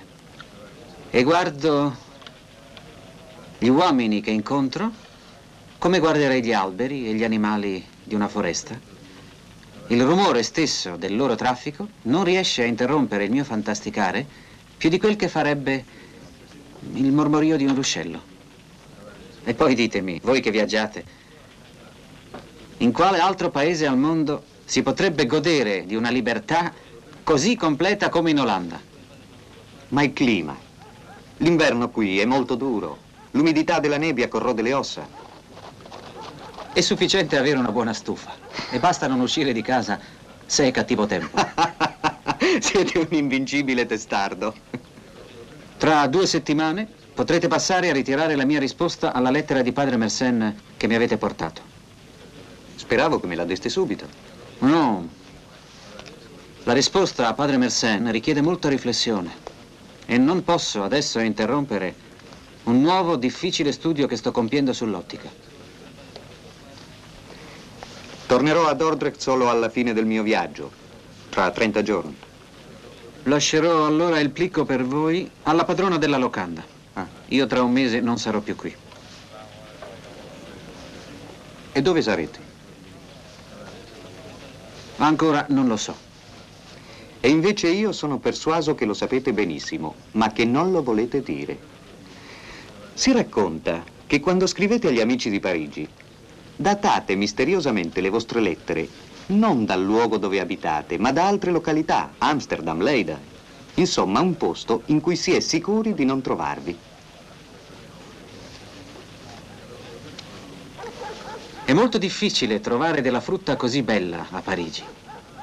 Qui in Olanda ne arriva un'infinità dalle Indie occidentali. Siete certo che non faccia male agli intestini? Assolutamente. È molto meno indigesta dei discorsi di certi dottori. Io vi ringrazio infinitamente per avermi messo a parte del vostro punto di vista sull'iperbole, ma nello stesso tempo mi dispiace che siete venuto anche a dirmi che avete deciso di partire di nuovo. Siete irrequieto come nessun altro uomo io abbia mai conosciuto. Ditemi almeno dove andate. Vado a Franeker. E così vi perderò un'altra volta. 10 anni fa, quando siete partito da Breda, voi mi avevate promesso che non mi avreste lasciato mai senza vostre notizie. Ed invece avete taciuto per 10 anni. Ed ho aspettato invano i vostri testi sulla meccanica e quelli sull'algebra. E li aspetterò ancora perché non li avete scritti. Avete ragione a rimproverarmi. La vostra mente è stata creata adatta alle matematiche e secondo me fate molto male a sprecare il vostro tempo e i vostri talenti in discipline che non vi si confanno. La mia mente è attirata dalle matematiche, ve l'ho ripetuto molte volte mi sembra, solo perché esse si svolgono con procedimenti che a mio avviso sono in grado di dimostrare le verità metafisiche con una maggiore evidenza di quella che solitamente viene raggiunta servendosi delle dimostrazioni della filosofia. È questa vostra sicurezza che mi sembra eccessiva. Voi ritenete possibile applicare alla metafisica? È possibile. Avete letto ciò che ho dimostrato in questo foglio? I raggi, come vedete, colpiscono la lente in posizione parallela. La lente ne devia il corso ed essi convergono e coincidono perfettamente in un punto. Tutto appare chiaro, semplice, evidente. E voi avreste la pretesa di portare la medesima chiarezza e la medesima semplicità nelle dimostrazioni filosofiche servendovi dei procedimenti delle matematiche. Mio caro amico, voi forse perdete di vista il fatto che la filosofia non considera solamente quelle che sono le realtà materiali, ma attraverso le vie della ragione guida l'uomo verso la contemplazione di Dio. Siete sicuro che i procedimenti della matematica siano idonei per loro stessa natura ad avvicinare la mente dell'uomo ad una realtà così sottile come è quella di Dio? Caro Beckman, ho scritto di questo al padre Mersenne e lo ripeto a voi e lo ripeterò a tutti coloro i quali mi solleveranno obiezioni su questo punto. Io non parlerò mai delle cose della teologia, mai. Esse dipendono da verità rivelate attraverso la parola di Gesù Cristo e dei suoi profeti. Ma quanto alle questioni della filosofia, io dico invece che esse devono essere esaminate tutte con la ragione umana. È attraverso questa strada che io ho provato i fondamenti della fisica ed attraverso la medesima strada, al di là delle scienze fisiche, io sono fermamente convinto di poter dimostrare le questioni della filosofia e della metafisica. Quanto poi al quesito che mi avete posto, se i procedimenti matematici siano per la loro stessa natura idonei ad avvicinare la mente dell'uomo al mistero di Dio, io vi rispondo che tutto il creato è opera sua. E le verità matematiche, che dipendono da Lui, sono anch'esse opera sua, come tutto il resto della creazione. Dire che tali verità sono avulse e indipendenti da Lui sarebbe come paragonare il Dio a un Giove o a un Saturno. Sarebbe come volerlo sottoporre a una realtà esterna da Lui e da Lui indipendente. La chiarezza delle matematiche, le loro regole, vengono da Dio e vi sono sottoposte. Perché quindi si deve aver timore che esse possano venire utilizzate da noi uomini quale strumento per conoscere tutte le verità. Come sempre i vostri ragionamenti sono esatti ed acuti. E mi dispiace che la vostra partenza mi privi per l'avvenire della consolazione di poterli ascoltare. Vi scriverò. A questo non credo affatto. Mi conoscete poco, caro Beckman. Il pensiero della vostra amicizia sarà sempre di grande conforto per me. Il sangue di tutti gli esseri viventi palpita entro le vene e viene mosso e spinto da ogni parte contemporaneamente e così le vene pulsano tutte nello stesso istante perché tutte dipendono dal cuore che le muove continuamente. Questo è quello che ci ha insegnato Aristotele, che come tutti gli antichi chiamava vene quelle a cui noi oggi diamo il nome di arterie. Il cuore è la causa di questo movimento. Il cuore dell'anguilla, per esempio, una volta estratto e posto su di un tavolo o su di una mano, si comporta chiaramente così. Ed è lo stesso anche per il cuore dei pesci piccoli e di tutti gli esseri a sangue freddo. Anche se nei pesci e in tutti gli esseri a sangue freddo come i serpenti e le rane, il cuore è più pallido quando si muove, mentre nei momenti di stasi riprende il suo colore rosso vivo. Queste osservazioni, signori, non sono le mie. Io posso dirvi solo che le ho confermate con la mia esperienza, perché ho operato molte vivisezioni e dissezioni di animali di terra e di mare. Queste osservazioni sono state scritte per la prima volta in un libro che il tipografo Wilhelm Fritzer ha stampato a Francoforte, con il titolo De Motu Cordis et Sanguinis in Animalibus, scritto da un uomo che io reputo tra i più grandi della scienza del mondo, Sir William Harvey. Egli ne ha fatto omaggio nel 1628 al serenissimo ed invitto Carlo, re di Gran Bretagna. Harvey scrive: il cuore degli esseri animati è il fondamento della vita, il signore di tutto ciò che è connesso alla vita, il sole del microcosmo. Dal cuore dipende ogni atto vitale, dal cuore proviene tutta l'energia e tutto il vigore, allo stesso modo in cui il re è il fondamento del suo regno, è il sole dello Stato. Il sangue riesce a giungere nelle parti più estreme del corpo per mezzo delle arterie ed attraverso dei condotti sempre più sottili. Spargendosi all'interno dei tessuti, li irrora, dà ad essi vigore, li fa vivere. Le vene, a loro volta, lo raccolgono e lo riportano al cuore, e ciò determina un circuito perenne. Cioè, voi sostenete che il sangue è vivo nel corpo degli animali, dei pesci e degli uomini senza nessuna influenza esterna. Negate l'influenza degli astri? Certamente, certamente. Quando si dissezionano i corpi e si osserva la vita pulsare all'interno di un organismo, ci si convince che molte dottrine sostenute fino ai nostri giorni dagli uomini di scienza che ci hanno preceduto sono delle pure fantasie. Scoprire i segreti della natura costringe lo studioso ad un lungo travaglio. Bisogna osservare, misurare, calcolare, confrontare per giorni e giorni, e se non basta per anni e anni. Bisogna saper correggere con umiltà i propri errori e, se necessario, cominciare da capo senza nessuna presunzione. La via del sapere è terribilmente lenta e non ha niente a che fare con le eccitazioni illusorie della fantasia. Le vostre sono parole illuminate, signore, e troppo raramente si odono tra i dotti di questo nostro tempo. Essi preferiscono credere infallibili le favole che gli antichi hanno scritto sulla natura del mondo. Voi allora condividete la dottrina del dottore? Certo che la condivido. Anche io ho operato dissezioni sui pesci e su molti altri animali. Ed anch'io sono convinto che il sangue circola nel modo in cui il dottor Harvey ha insegnato. Ed aggiungo che, secondo il mio avviso, il sangue è effervescente per sua stessa natura e che il suo continuo ribollire nel cuore è la causa delle pulsazioni che si constatano in tutti i corpi viventi. Su questo punto, signori, convengo con la dottrina di Aristotele. Il cuore è un vaso molto caldo e questo spiega facilmente il meccanismo del moto cardiaco.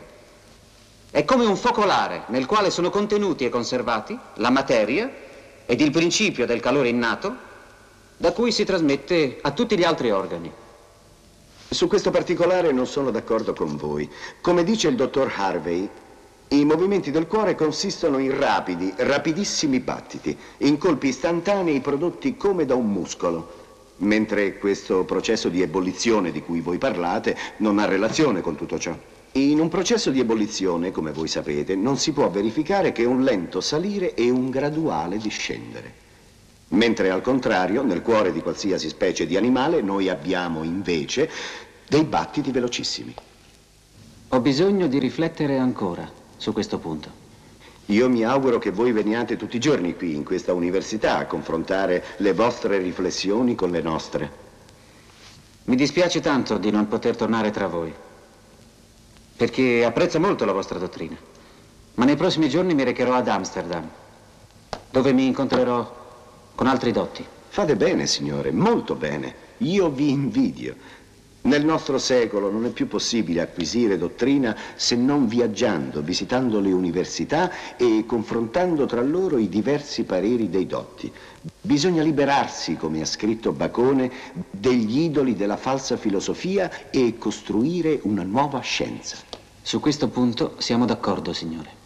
Nello stesso anno in cui il cardinale Richelieu assediava La Rochelle, Wallenstein in Germania assediava Stralsund alle foci dell'Oder. Richelieu però ha vinto a La Rochelle e gli Ugonotti sono stati sconfitti. Invece Wallenstein è stato costretto ad abbandonare l'assedio e a ritirarsi. Sì, quell'anno lì è stato fatale. Si è dovuto piegare davanti agli svedesi e il suo bambino è morto, il suo erede, l'unica speranza per la sua discendenza. 3 anni fa, nel 1630, mi trovavo a Ratisbona per un commercio e proprio in quei giorni la dieta dei signori di Germania chiese ed ottenne dall'imperatore il licenziamento di Wallenstein, che pure era stato un gran condottiero.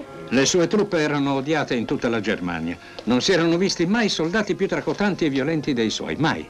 E ricordo anche che non si trovava nessuno che avesse il coraggio di andare a portargli la notizia della sua destituzione. Ma una volta destituito hanno dovuto richiamarlo a gran voce, quando, dopo tante sconfitte, non vi era più nessuno capace di mettersi alla testa delle truppe imperiali dei cattolici contro l'esercito di Gustavo Adolfo di Svezia, che era giunto fino al Danubio.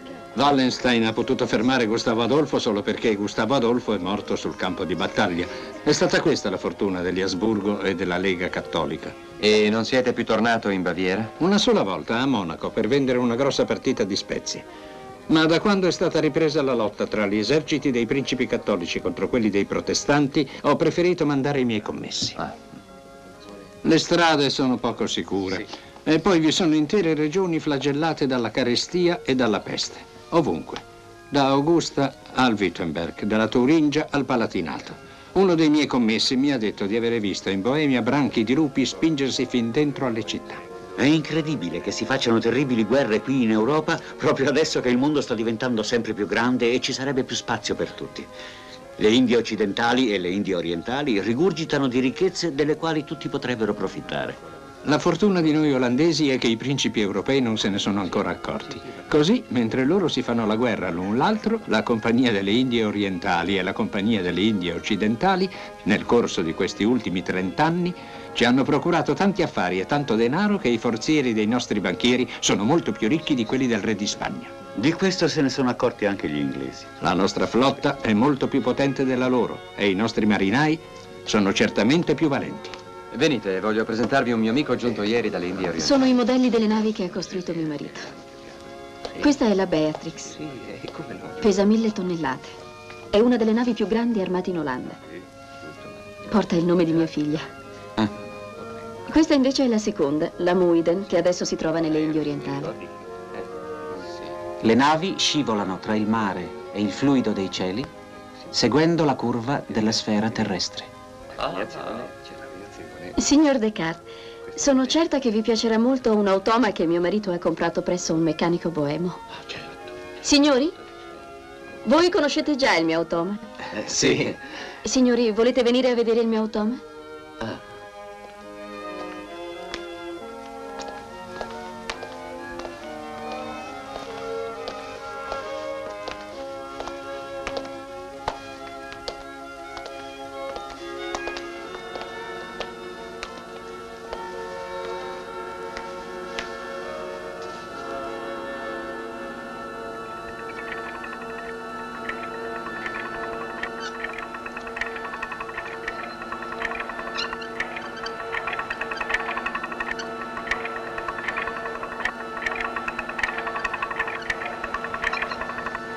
Vedete, signor Descartes, è quasi una magia.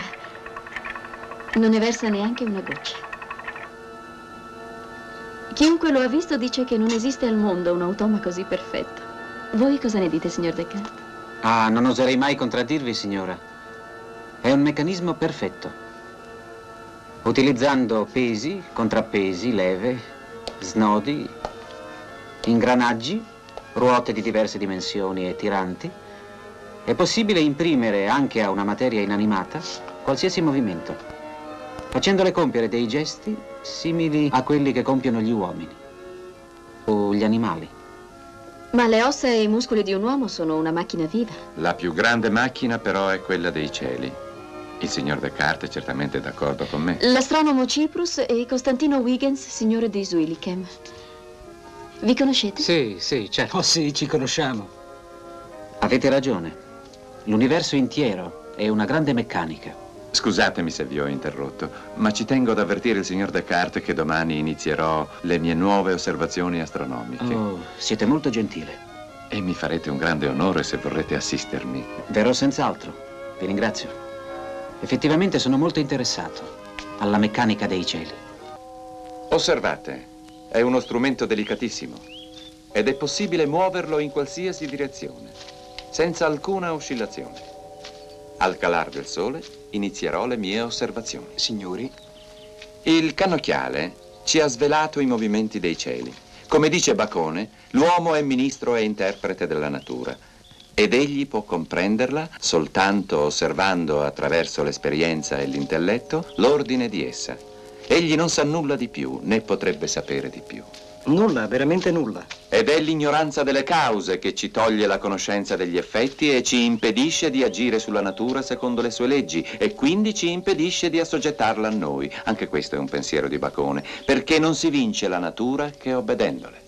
E quando ignoriamo le cause, le nostre spiegazioni dei fenomeni naturali nascono dalla nostra fantasia e Dio sa quanto la nostra fantasia sia fallace.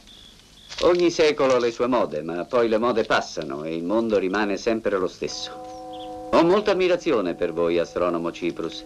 Siete il più esperto astronomo che io conosca. Ma se mi permettete di dirlo, seguite in questo momento una moda perniciosa. Incitate le follie di alcuni innovatori che io non approvo in nessun modo. Beh, ma non vi sembra di esagerare un po'?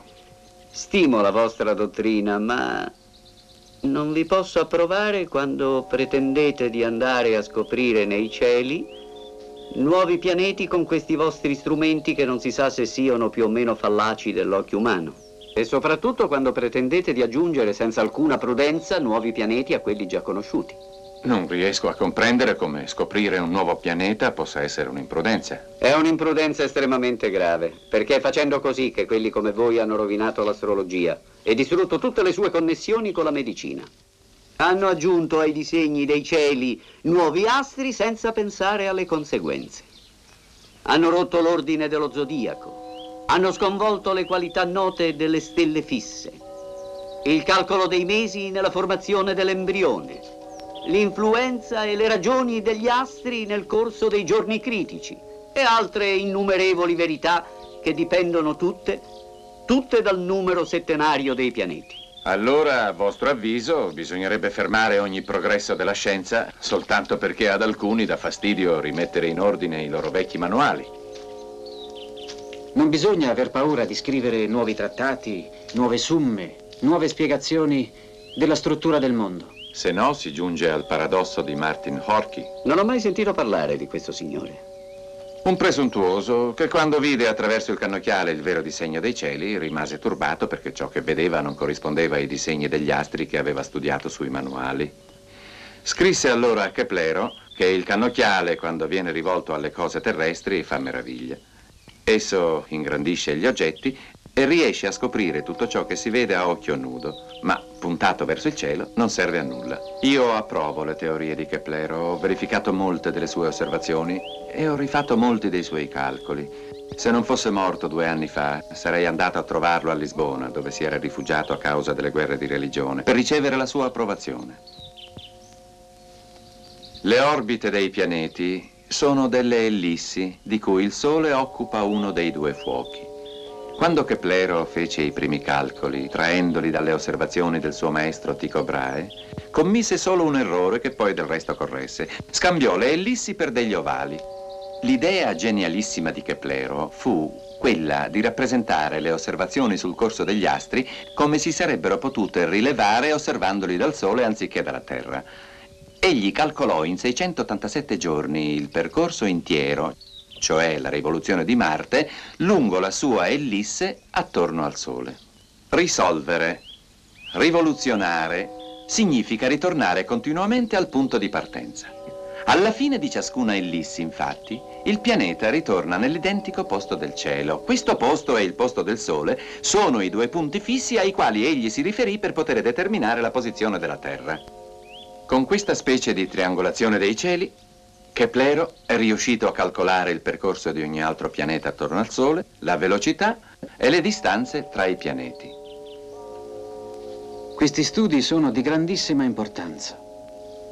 Per esempio, la Terra ci appare molto più grande di tutti gli altri corpi celesti e la Luna e il Sole ci appaiono più grandi di tutte le stelle. Ma se noi correggiamo il difetto della nostra vista per mezzo di ragionamenti geometrici, che sono gli unici ad essere infallibili, noi ci renderemo conto che la Luna è lontana da noi, diciamo, all'incirca 30 volte il diametro della Terra, ed il Sole 6 o 700 diametri. E confrontando queste distanze con quello che è il diametro apparente del Sole e della Luna, troveremo che la Luna è più piccola della Terra e che il Sole è molto, molto più grande.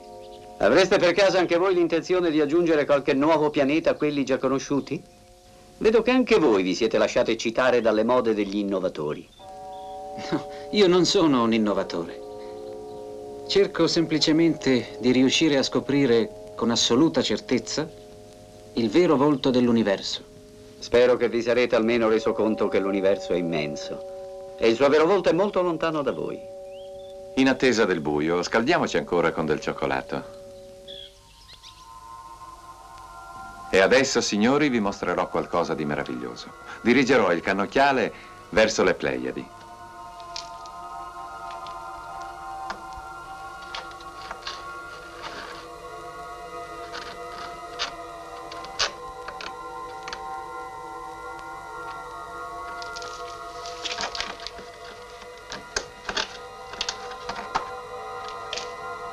Spengo la lucerna.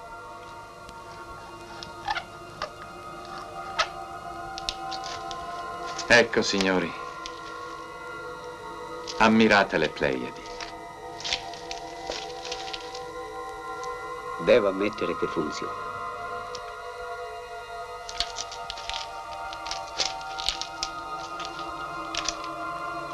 Le meraviglie dei cieli.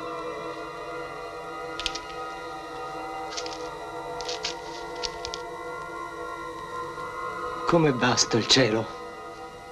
Vi prego, non vi muovete, signore. Scusate. Avete concluso il vostro studio sulle meteore? Sono quasi al termine. Quando partite per Deventer? Domani. Signore. Scusatemi. Il dottor Gerolamos tra poco sarà qui con la lettera che vi ha chiesto di recapitare al signor Regnier a Deventer. Sì, lo conosco.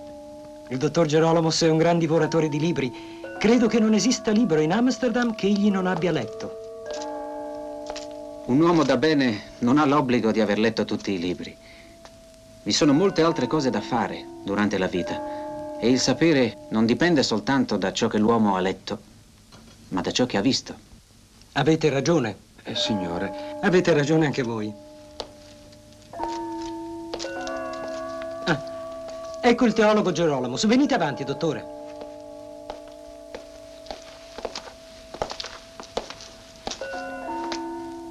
Il signor Huygens mi ha detto delle cose notevoli sul vostro conto. Sembra che abbiate letto tutti i libri che vi sono in questa città. No, non tutti. E me ne dispiace. Non ho potuto però trovare nessuno dei vostri. Ho scritto poco e le mie opere non sono ancora diffuse. Me ne rammarico perché ho appreso dal signor Huygens le vostre dottrine sul retto uso dell'intelligenza e le trovo molto pratiche. Il signor Regnier a Deventer lo apprezzerà molto. E voi le apprezzate, signore? Dite la verità al signor Descartes. Ripetetegli cosa mi avete detto. Sono imbarazzato. Non ne vedo la ragione. Mi sembrano il frutto di una incommensurabile superbia.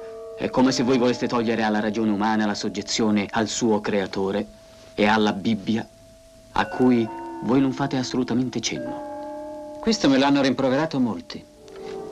Eppure posso assicurarvi, signore, che io lavoro in tutta umiltà, guardando dentro le cose, perché ritengo che le cose sono creature di Dio e portano il segno della verità.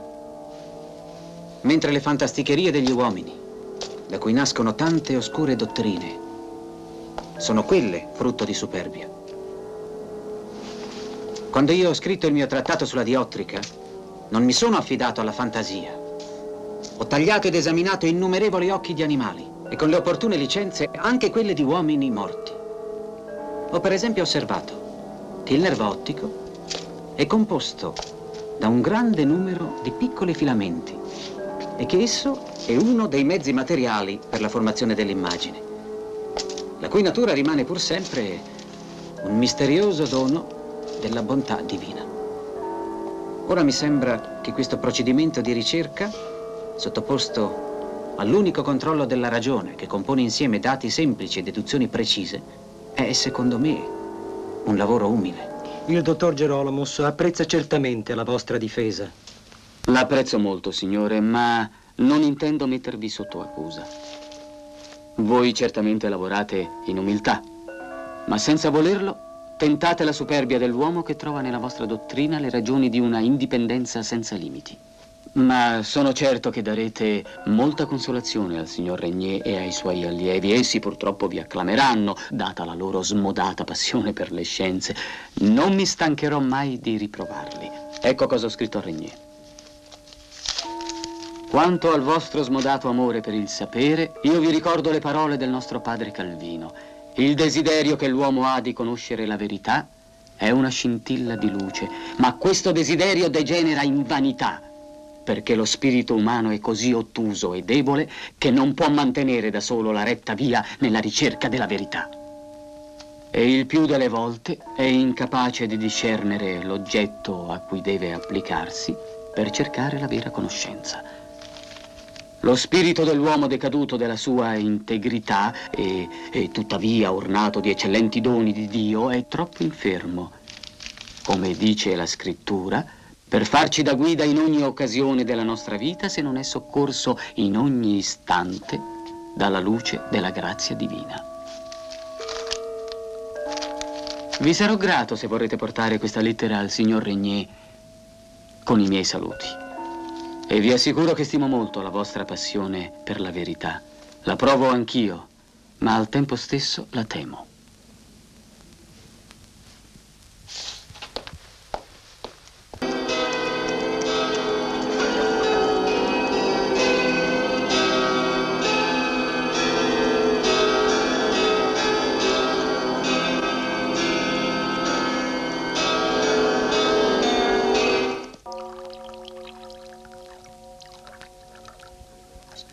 Bretagne, è tardi. Anche stamattina non ce la fa ad alzarsi.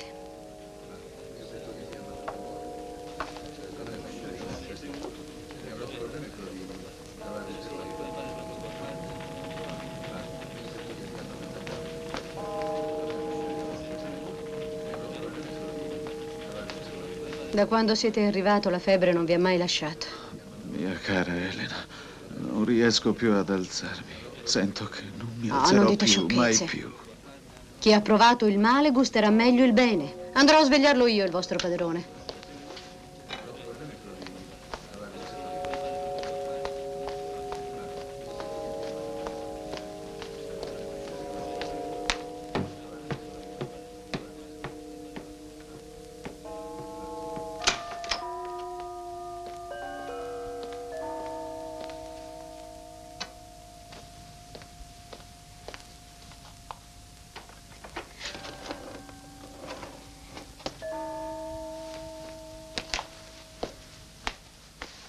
Non c'è lungo giorno che non arrivi a notte.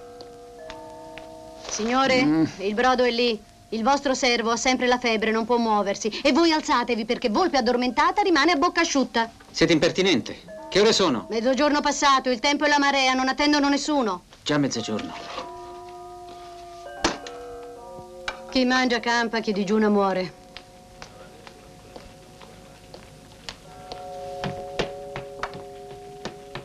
Buongiorno. Deve essere un dottore famoso. A Deventer non si fa che parlare di lui. Quando passa non guarda mai nessuno in faccia. E gli studenti dell'università lo salutano con rispetto. Sarà magari famoso come dite voi, ma un proverbio dice: fatti una buona reputazione e dormi senza preoccupazione. Certo ha delle abitudini insolite. Vive chiuso nella sua stanza che è la più sporca e la più disordinata di tutta la locanda. Per me l'ordine è pane, il disordine è fame. Signori, ho l'onore di presentarvi il signor René Descartes. È venuto a studiare tra noi. È un francese che ci ha fatto l'onore di venire a Deventer. Ha scritto sulla meccanica e sulla geometria, sull'astronomia e sulla matematica. E ha fissato regole preziose per la guida dell'intelligenza. Il signor Descartes aborrisce le oscurità della filosofia scolastica, come parecchi di noi. E d'altra parte non ama i novatores, gli innovatori che vogliono stupire il mondo con dottrine sofisticate. Perché egli, signori, sostiene che la scienza è come una donna. Se resta riservata accanto al suo sposo, da tutti viene sempre rispettata. Ma se si dà a tutti, è invece disprezzata. È per questo che io ho invitato il signor Descartes a presentarci ciò che intende scrivere in un suo trattato al quale lavora da molto tempo ormai. Io vi prego di ascoltarlo.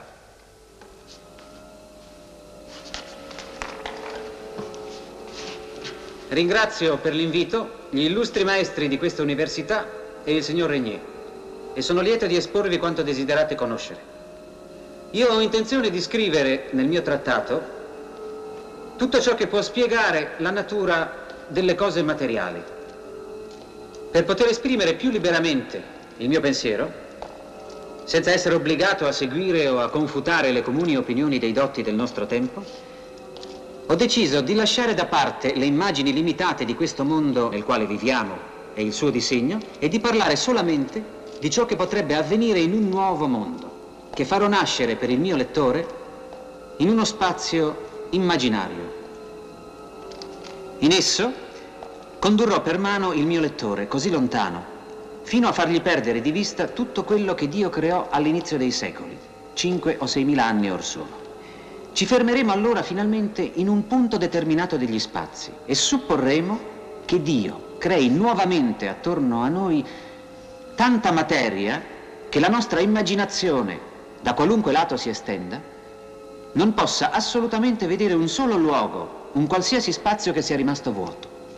Questa materia di cui io parlo non ha nulla in comune con la cosiddetta materia primaria dei filosofi, che essi hanno così ben spogliato di forme e qualità, al punto che nulla è rimasto di essa se non una vaga astrazione concettuale molto difficile da concepire. E dato che ci prenderemo la libertà di disegnare questa materia secondo la nostra immaginazione, ci prenderemo anche quella di attribuirle una natura nella quale non vi sia nulla per cui ognuno non possa conoscerla con tutta la perfezione possibile. Supporremo allora che Dio divida questa materia in parti diverse, alcune più grandi, altre più piccole, le une con certe forme, le altre con forme differenti, come ci piacerà immaginarle, ma senza che si determini mai tra esse alcuna separazione, in modo da evitare che tra loro vi sia del vuoto. La differenza che Dio porrà in queste parti della natura consisterà nella diversità del movimento che Egli vi imprimerà, in modo che fin dal primo istante della creazione esse possano continuare a muoversi secondo le leggi ordinarie della natura. Che intendete per natura?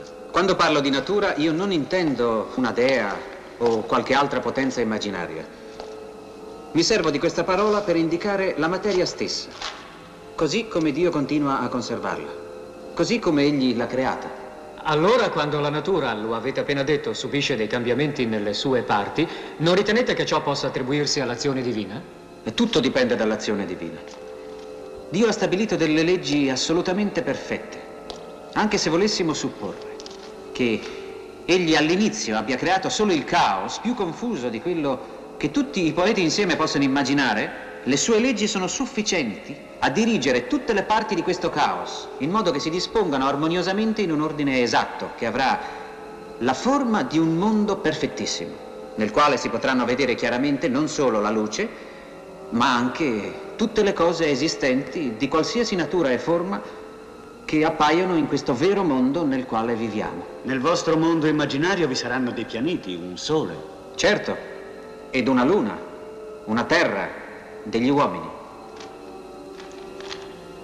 Degli uomini nati e composti come noi di un'anima e di un corpo. Di essi adesso descriverò separatamente il corpo innanzitutto, poi descriverò l'anima e infine dimostrerò come queste due nature debbano essere congiunte fra di loro per poter dare vita a degli uomini a noi identici.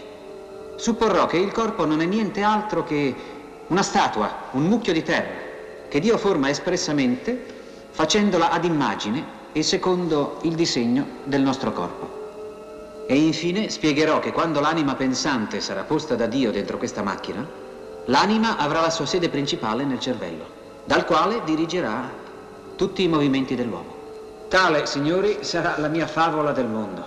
Uno scritto che, come tutte le favole, avrà, lo spero, la sua utilità, perché permetterà di comprendere meglio questo mondo nel quale viviamo. Ve lo avevo preannunciato, signori. Quest'uomo è l'unico Archimede del nostro secolo. È l'Atlante dell'universo. È un confidente della natura. E risponderà, posso assicurarvelo, in modo mirabile e strabiliante, a tutte le domande e a tutti i quesiti che voi vorrete porgli sui segreti e sull'ordine della natura. Fino a quando potrete fermarvi con noi, signore? Fino a questa sera. E avrò tempo per rispondere a tutti i vostri quesiti. Arrivederci. Buonanotte.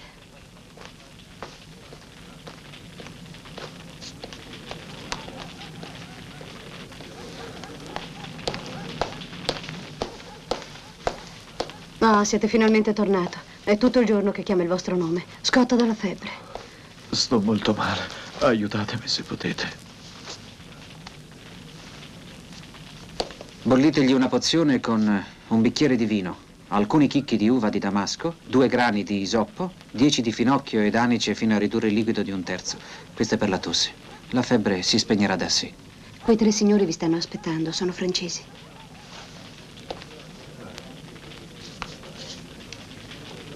Adesso parlerò con loro.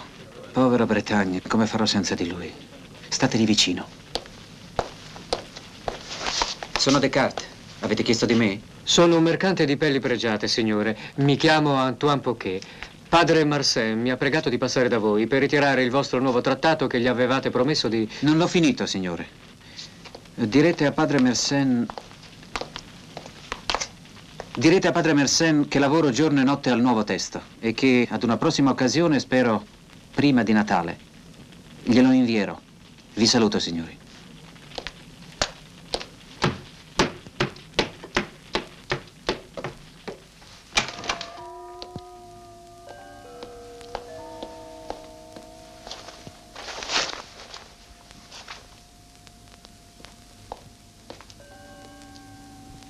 Oh, buon Dio.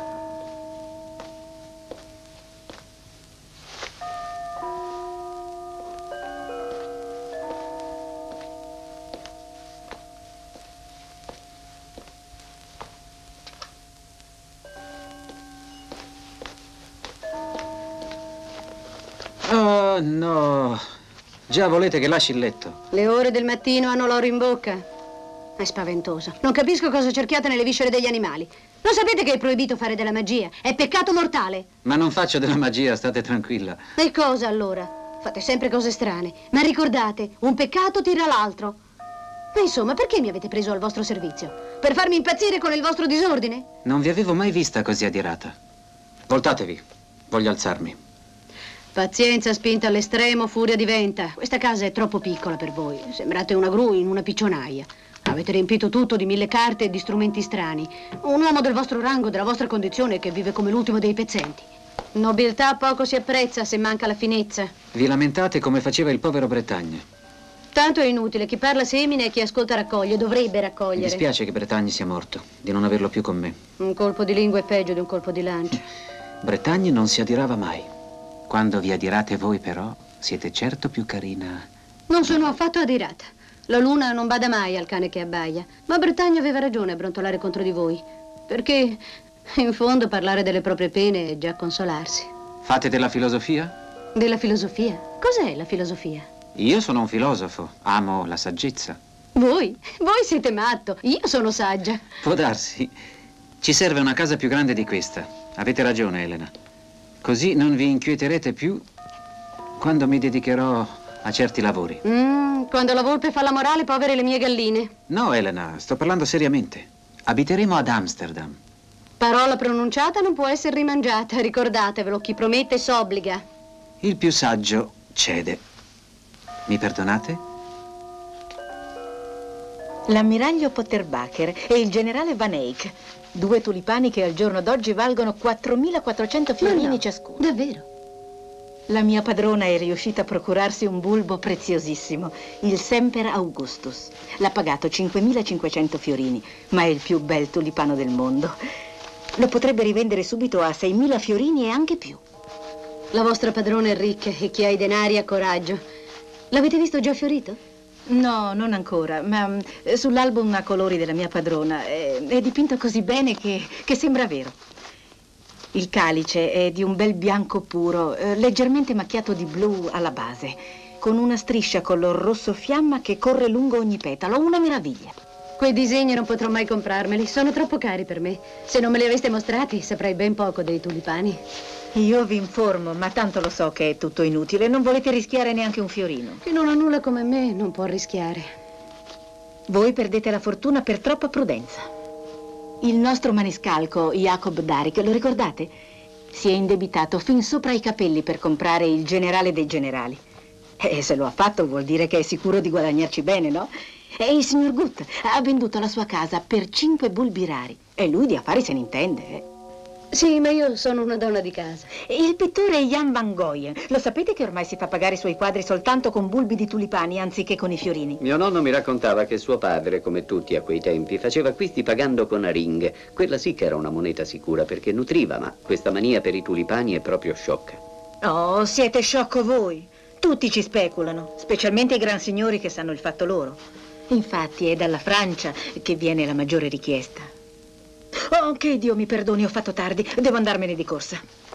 Grazie, mia cara. Ah, sentite un po', quanto può valere oggi il mio rosso giallo di Cotelin? Rallegratevi molto, non meno di 2500 fiorini.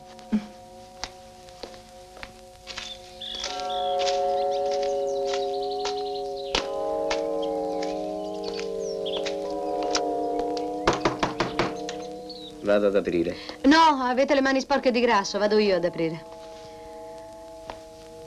È vero che i tulipani non si mangiano, ma la loro bellezza oggi ha molto valore. Si sa, è un bel piumaggio che fa il bell'uccello.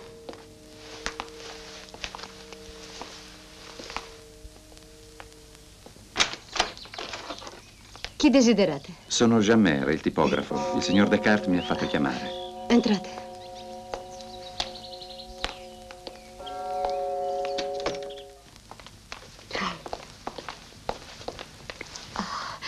I vostri panni hanno un odore insopportabile. Sono gli odori del mio mestiere, l'anilina e il piombo degli inchiostri. Mi dispiace molto. Vi sentite male? Non è nulla. Aspettate un momento. Il tipografo. Fatelo entrare. Entrate. Buongiorno, signore. Sono venuto per darvi la mia risposta. Sono d'accordo, stamperò il vostro trattato. Vi ringrazio. Spero di terminarlo nei prossimi giorni. Elena. È il vostro odore, scusate. Ci vorrebbe un po' di aceto per farla rimettere. È più facile consigliare che fare. Jan! Jan! Signore. Vai a chiamare il dottor Plempius. Corri! Bene.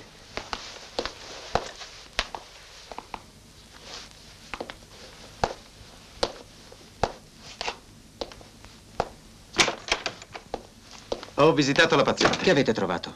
La paziente sta bene, direi benissimo. E allora, come spiegate lo svenimento? Non so se la notizia la giudicherete buona o cattiva, ma la paziente non ha alcuna malattia. Non capisco. Attende un figlio. Un figlio? Sì, un figlio.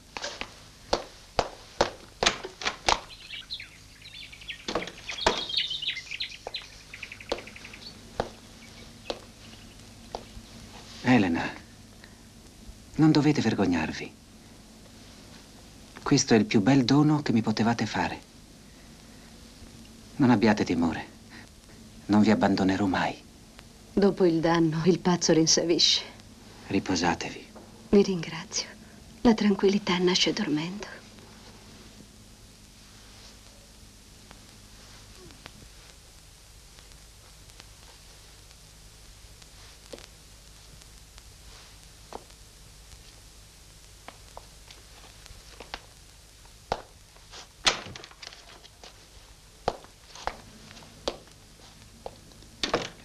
Venite nel mio studio. Vi ringrazio di essere accorso subito, dottore. E soprattutto di avermi dato la bella notizia che sarò padre. Jan, del vino! Un figlio, mio caro dottore, merita un buon bicchiere di vino. Fatemi questo onore.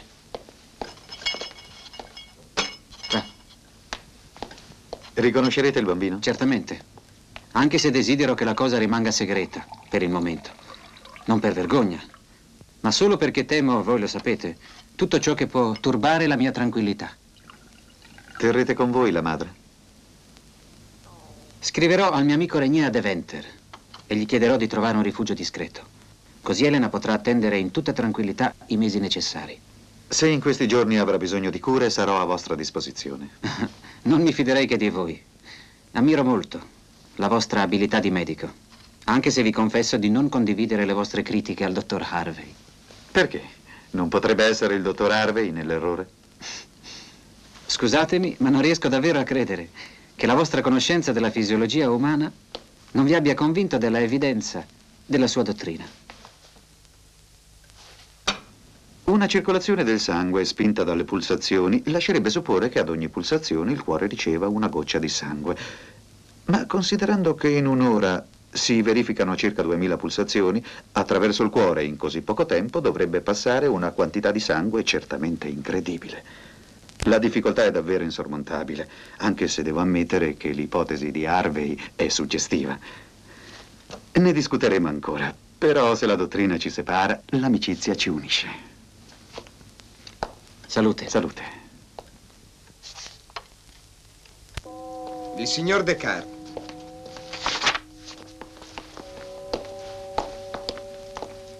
Caro Descartes. Illustre amico. Sono venuto a restituirvi il trattato di Gollius. Mi fa sempre piacere vedervi.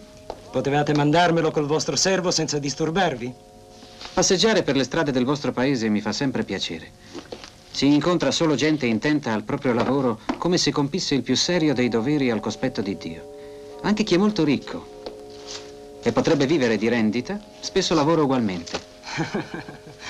I signori spagnoli, gli italiani e i francesi del XIII secolo, solo 300 anni fa, erano allo stesso tempo capitani, proprietari terrieri, amministratori e a volte uomini di lettere. In effetti non sapevano fare bene nessuna di queste cose. E se essi vivevano di rendita, è soprattutto perché godevano del lavoro compiuto dagli altri, dai contadini, dagli artigiani, i soli, in quell'epoca fedeli a una loro professione per necessità.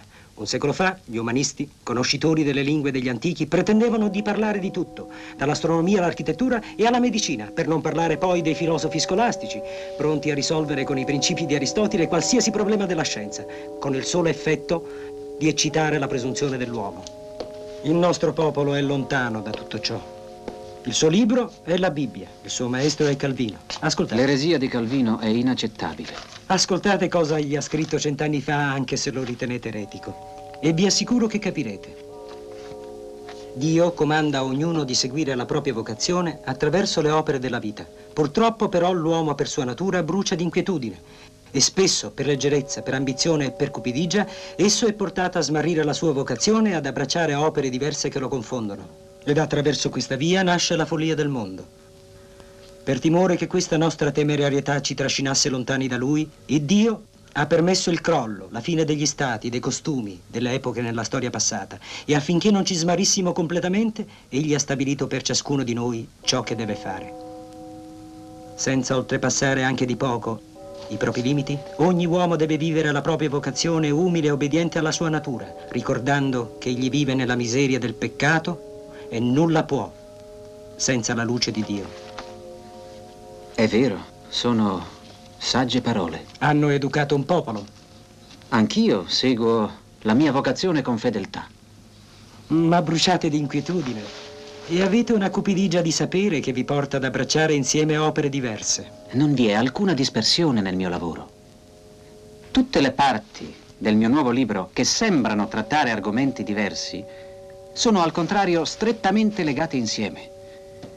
Tutta la filosofia è come un albero, del quale le radici sono la metafisica, il tronco è la fisica e i rami tutte le altre scienze, che si riducono a tre principali, ossia la medicina, la meccanica e la morale. Intendo la più alta e la più perfetta morale, la quale, presupponendo una completa conoscenza delle altre scienze, è il più alto grado della saggezza. Quando lo pubblicherete? Prima di Natale. Avete una mente acuta e limpida. Ma io non so come ve la cavereste con l'autorità della Chiesa romana se per disgrazia essa vi inquisisse. Le vostre dottrine sono una curiosa mescolanza. Non vedo perché la Chiesa romana dovrebbe inquisirmi. Ciò che io scrivo non invade mai il campo della teologia. Forse pensava allo stesso modo Galileo Galilei, ma si è sbagliato, perlomeno su questo punto. Il vostro trattato, io sono sicuro che non mancherà di incuriosire i teologi romani. Ma voi non avete nulla da temere. Qui siete molto lontano da Roma. I primi 3 capitoli. Devo ancora fare qualche correzione. Sarà l'opera più importante del secolo, pari a quella di Bacone, di Copernico, di Galileo. Sarà opera diversa dalle loro, perché molte delle mie ipotesi sono del tutto nuove, soprattutto per ciò che riguarda la struttura dell'universo. Direte qualcosa a proposito del movimento dei cieli? Non lo so ancora. Ho però una ipotesi originale anche su questo argomento. Gli antichi hanno sempre creduto che la Terra fosse il centro dell'universo. Tolomeo insegnò questa ipotesi, ma risulta falsa dopo le osservazioni compiute negli ultimi secoli dagli astronomi. Poi vi è l'ipotesi di Copernico. Secondo lui, la Terra con i pianeti gira attorno al Sole. La terza delle ipotesi è quella del danese Brahe, secondo il quale attorno alla Terra immobile girano la Luna e il Sole e attorno al Sole girano i pianeti e le comete. Io negherò con la mia ipotesi il movimento della Terra con più accortezza di Copernico e con maggiore verità di Brahe. Spiegherò che la materia dei cieli è fluida, come quella che compone il Sole e le stelle fisse, che i cieli, nel muoversi, trasportano tutti i corpi che contengono. La Terra dunque è circondata così, da tutti i lati, da un cielo fluidissimo, in cui riposa senza alcuna propensione al movimento.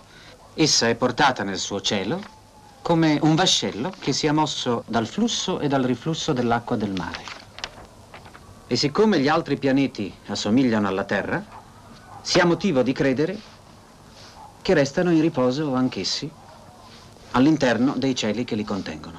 Quando mi darete il manoscritto definitivo? Spero molto presto. Vi sto lavorando giorno e notte.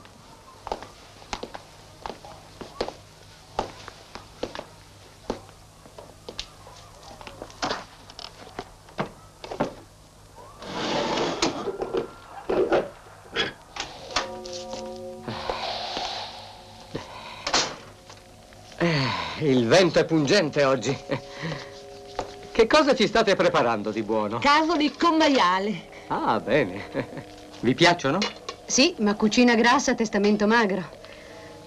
Dottor Hogeland, vi sono sempre grata per l'ospitalità, ma vi sarò ancora più grata se mi leggerete questa lettera che mi ha scritto il signor Descartes. Io non so leggere. E lo sapete, vedere e non capire è come tornare dalla caccia con il carniere vuoto.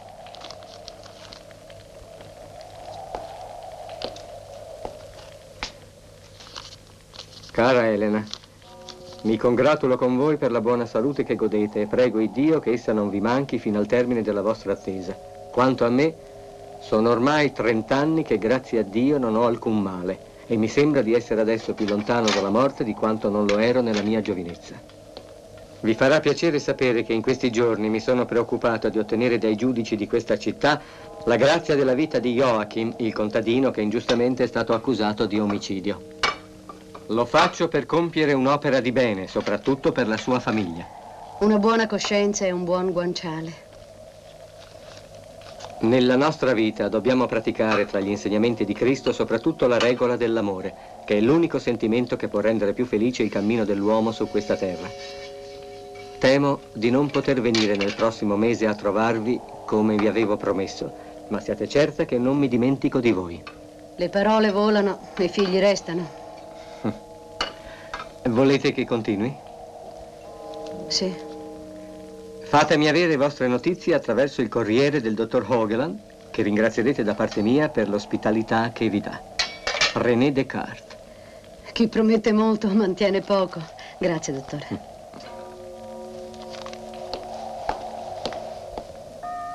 Quando è arrivata? Questa mattina, signore. È di padre Mersenne. Iani, i vestiti. Pubblicherò tutto.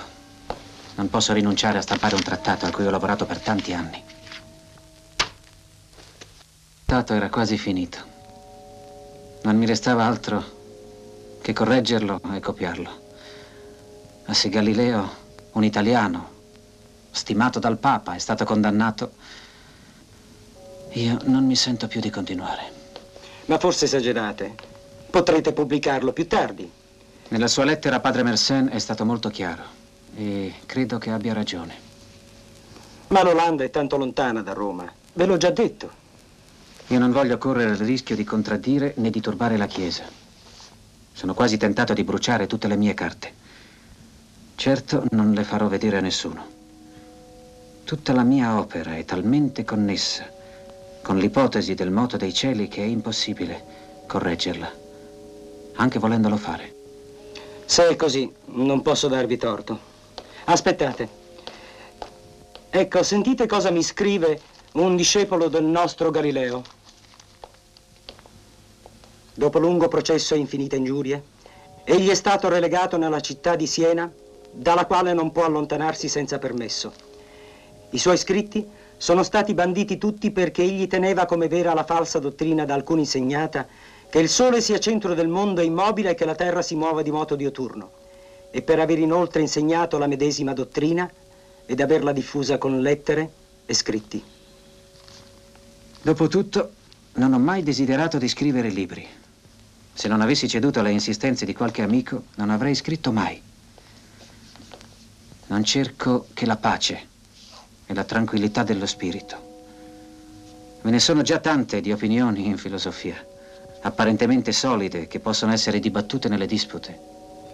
E se le mie non sono ben più solide di esse e non possono essere approvate senza controversia, non accetterò mai di pubblicarle.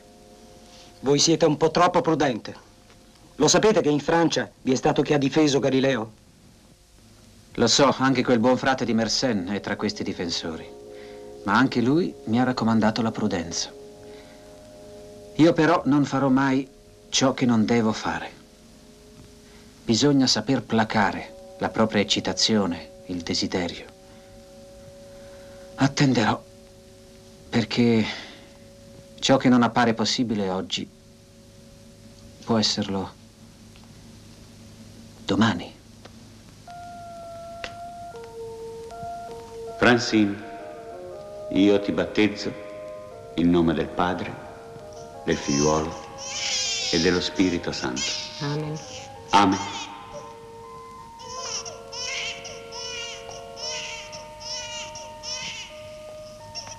Il Padre, i testimoni.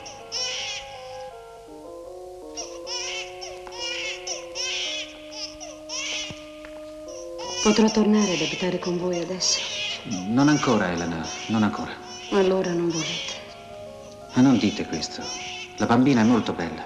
Vi scriverò. Non vi abbandonerò mai. Siete certo che sia partito da Amsterdam? Il suo servo mi ha avvertito che sarebbe arrivato qui ad Utrecht in giornata. Il signor Descartes è arrivato. Oh, eccolo. Fatelo entrare. Il signor René Descartes è arrivato. Cartesius. Mio carissimo Descartes, eccovi finalmente ritornato a Utrecht. Madame, sono lusingato da tanto onore. Vi stavamo aspettando. Sono stato 15 giorni ad Amsterdam. In questo salotto nel quale Madame Anna Maria de Schurman riceve spesso i dotti più famosi dei Paesi Bassi, si sentiva molto la vostra mancanza. Così voi mi confondete, caro amico. Ci hanno detto che state preparando presso il vostro tipografo la stampa di una nuova opera. E ci siamo molto dispiaciuti. Quando avete rinunciato a stampare il trattato sul mondo per timore... Vi sbagliate, non è stato per timore. È stato per rispetto all'autorità e per prudenza. Una giusta prudenza. Questi amici sono venuti per ascoltarvi. La mia nuova opera riprenderà idee e materiali del trattato del mondo. Signori, ho scritto il progetto di una scienza universale che possa innalzare la natura al suo più alto grado di perfezione. Ci dite troppo poco, mio caro René. Mi avevate tanto parlato dei vostri progressi nella metafisica. Avete timore di esporli? Avete scritto un libro di metafisica? Rinunciate al vostro metodo matematico? Tranquillizzatevi. Intendo dimostrare le verità spiegate fin qui dalla metafisica attraverso vie nuove. Sarebbe sterile avere escogitato un metodo per il retto uso della ragione e non adoperarlo per dimostrare i fondamenti della creazione dello spirito e di quello che ci circonda, al di là delle tesi degli scolastici, senza nulla concedere alle loro argomentazioni. Ecco uno dei miei nuovi ragionamenti. Tutti sanno che talvolta i sensi ci ingannano. Suppongo allora che nulla di ciò che vediamo sia come i sensi ce lo fanno apparire. Ma dubitando di tutto, mi appare subito evidente che io penso. E se penso, devo pur essere qualcosa. Io penso, dunque sono, dunque esisto. Questa certezza di essere, io la ricavo da me stesso. Io sono una sostanza la cui naturale essenza consiste nel pensare, totalmente indipendente da qualsiasi cosa materiale. Ebbene, questo io a cui mi riferisco è l'anima per la quale io sono quello che sono. Ho verificato poi che nessuna delle cose che esistono, la terra, la luce, il colore, appaiono superiori a me, più perfette di me. Ma chi ha posto in me l'idea di un essere più perfetto del mio, mi sono domandato. Certamente una natura più perfetta della mia, in grado di poter concepire l'idea della perfezione, cioè a dire di un essere sovrannaturale, assolutamente perfetto, che io indico con una sola parola, Dio. Nel mio trattato io dimostro anche, nella maniera più chiara, l'esistenza in me e nel mondo di una sostanza pensante distinta da quella corporea. Ma quale delle due è la natura di Dio? Io dimostrerò che il Dio certamente non può essere un composto di due sostanze, quella corporea e quella pensante, perché la mescolanza sarebbe segno di imperfezione. Caro René, voi parlate dell'esistenza dell'anima e di Dio in un modo davvero insolito. Mi avete commossa. Il vostro disegno è molto audace ed acutissimo. Però la vostra distinzione della realtà in sostanza corporea e sostanza pensante susciterà parecchie obiezioni. Risponderò a tutti. Intanto è necessario che pubblichi al più presto il mio trattato. Alle obiezioni penserò dopo. Madame? Vieni qui. Buona.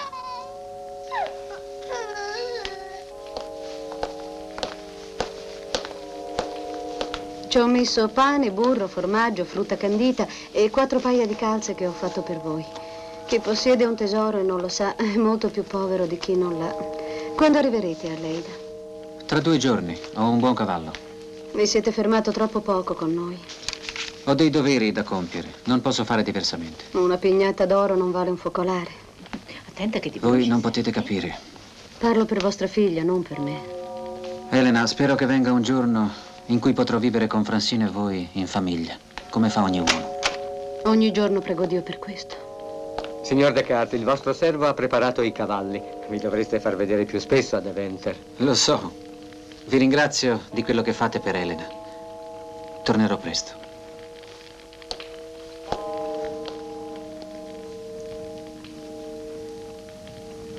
È una creatura bellissima, perché è perfetta. Per me è come un miracolo. Non è un miracolo, è una macchina perfetta della natura. I suoi occhi, le pupille.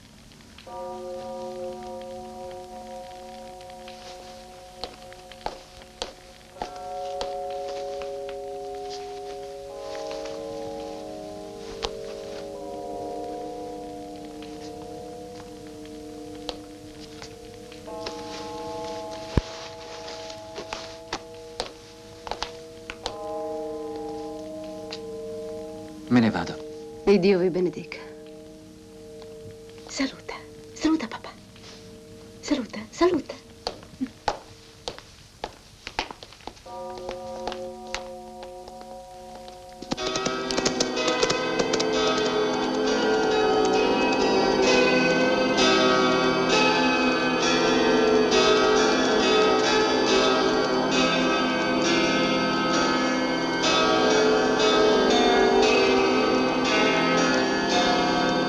Ma voi mi avete parlato di un altro titolo. Progetto di una Sì, scienza ma universale. A Parigi ed altrove gli scolastici sono pronti a tacciare di eresia ogni novità.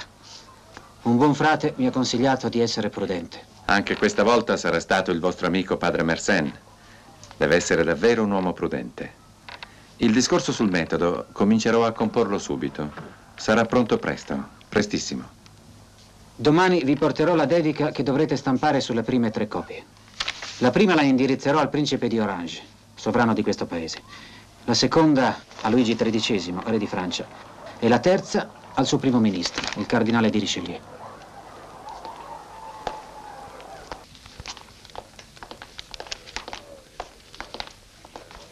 Signori,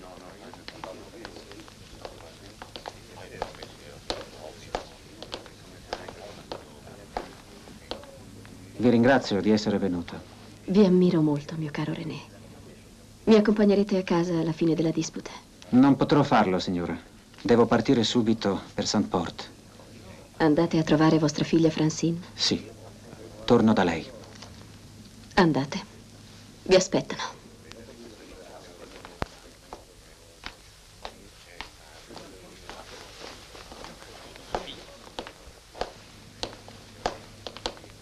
Le obiezioni al vostro trattato sono numerose. Allora, dite le vostre obiezioni, signori. Voi avete affermato che su di un unico punto potete essere certo, di essere una cosa che pensa, ma non ci avete ancora detto che cosa sia per voi questa cosa che pensa. Voi non sapete se ciò che pensa non sia un corpo che con movimenti diversi e segreti produce quell'azione che noi indichiamo col nome di pensiero.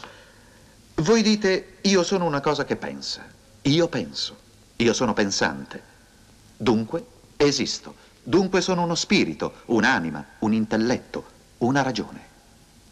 A mio avviso la deduzione non è esatta. È come se dicessi io sono pensante, dunque sono un pensiero. Oppure io sono intelligente, dunque sono un intelletto. Sarebbe come dire io sono un passeggiante, dunque sono una passeggiata. Noi non possiamo concepire nessun atto senza il suo soggetto. Il pensiero senza una cosa che pensa, la scienza senza una cosa che sappia e la passeggiata senza una cosa che passeggia. E da questo mi sembra di poter conseguire che una cosa pensata è anche una cosa corporea. Voi sostenete che l'idea di un essere sovrano non può essere nata da se stessa, ma deve essere stata infusa in voi e in tutti gli uomini dal di fuori. Ma credete davvero che quest'idea sarebbe mai nata nel vostro spirito se aveste passato tutta la vostra vita in un deserto e non in compagnia di persone dotte? I canadesi, gli uroni ed altri selvaggi non hanno in sé tale idea. L'idea di Dio che voi avete non è differente per natura dall'idea di un numero o di una linea che voi dite infinita. Noi non troviamo una sola parola nei vostri scritti riguardo all'immortalità dell'anima umana, che a mio avviso non dovevate trascurare di dimostrare per confondere tutti coloro che sono indegni dell'immortalità, perché la negano, forse perché la temono. Signor Descartes, voi avete scritto un sottile costrutto logico, una perfetta meccanica della ragione, senza mai riferirvi ai sentimenti, alle passioni, al cuore dell'uomo. Voi non avete mai citato la Bibbia.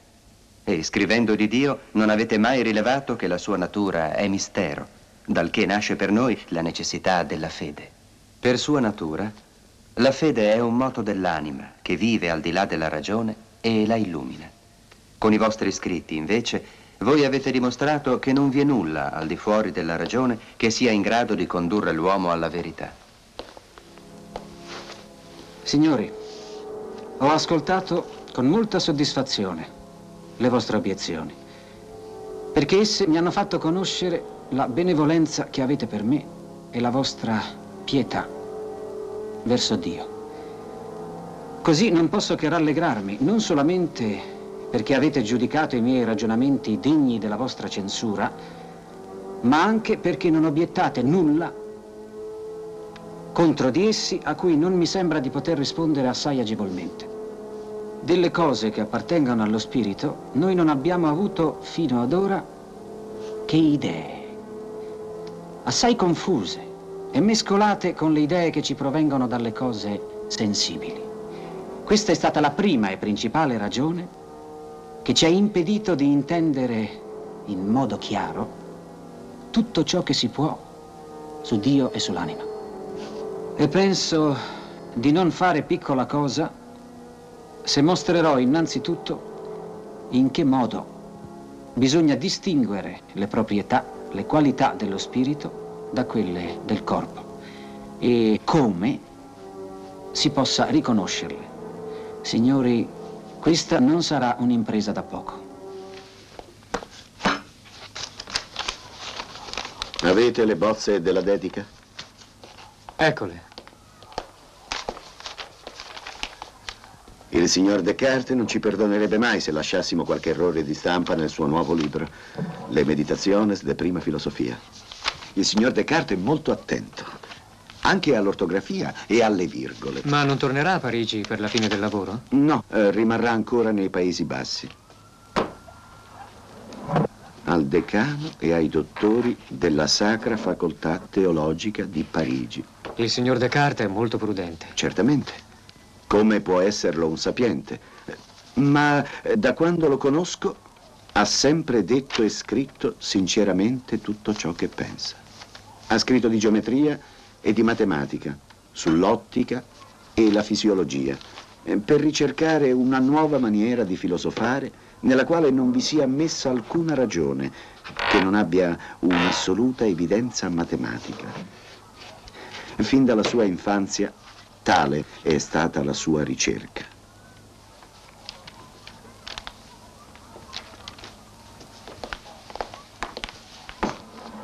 Signori, per quanta forza possano avere i miei ragionamenti, io non posso sperare che facciano un grande effetto sugli spiriti se non li prenderete sotto la vostra protezione.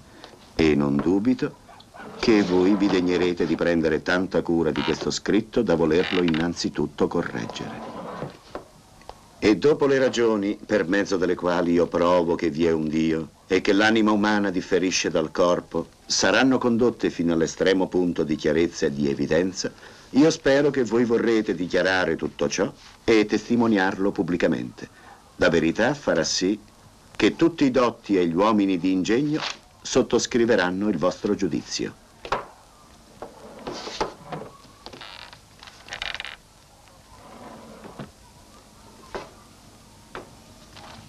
Con il nome di Dio intendo una sostanza infinita, dalla quale io stesso e tutte le altre cose sono state create e prodotte. E io non potrei avere l'idea di una sostanza infinita, io che sono finito, se essa non fosse stata messa in me da una sostanza veramente infinita.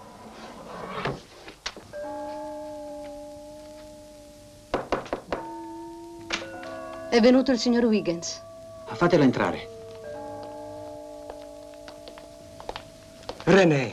Costantino. Vedete? Lodi, obiezioni, accuse. È il successo. Ma insieme al successo, Dio mi ha dato i più grandi dolori. È morto mio padre in Francia e nessuno mi ha avvertito per timore di recarmi disturbo. Così mi ha scritto mio fratello. E anche Francine è morta. La luce dei miei occhi, per la quale ero venuto a vivere in questa casa insieme ad Elena. Ho vissuto poco, troppo poco con Francine.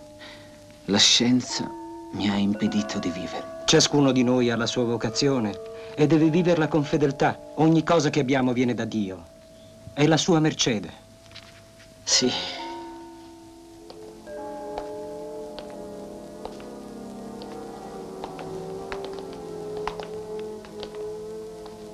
Certo, continuerò a vivere e a pensare, ma adesso mi chiuderò gli occhi, mi turerò le orecchie, spegnerò i miei sensi.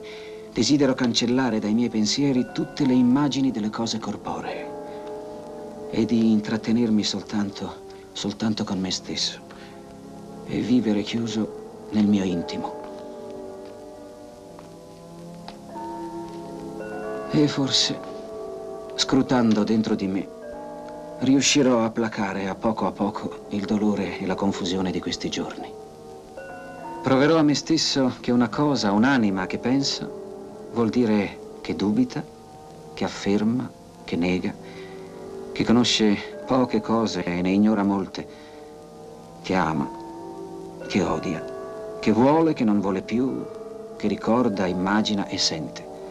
Tenterò nel dolore di estendere la mia conoscenza Considererò con cura se non posso ancora scoprire dentro di me qualche altra cosa che non abbia fino a questo momento ancora percepito. Io ho la sicurezza di essere una realtà che pensa. Ma da dove mi viene questa certezza?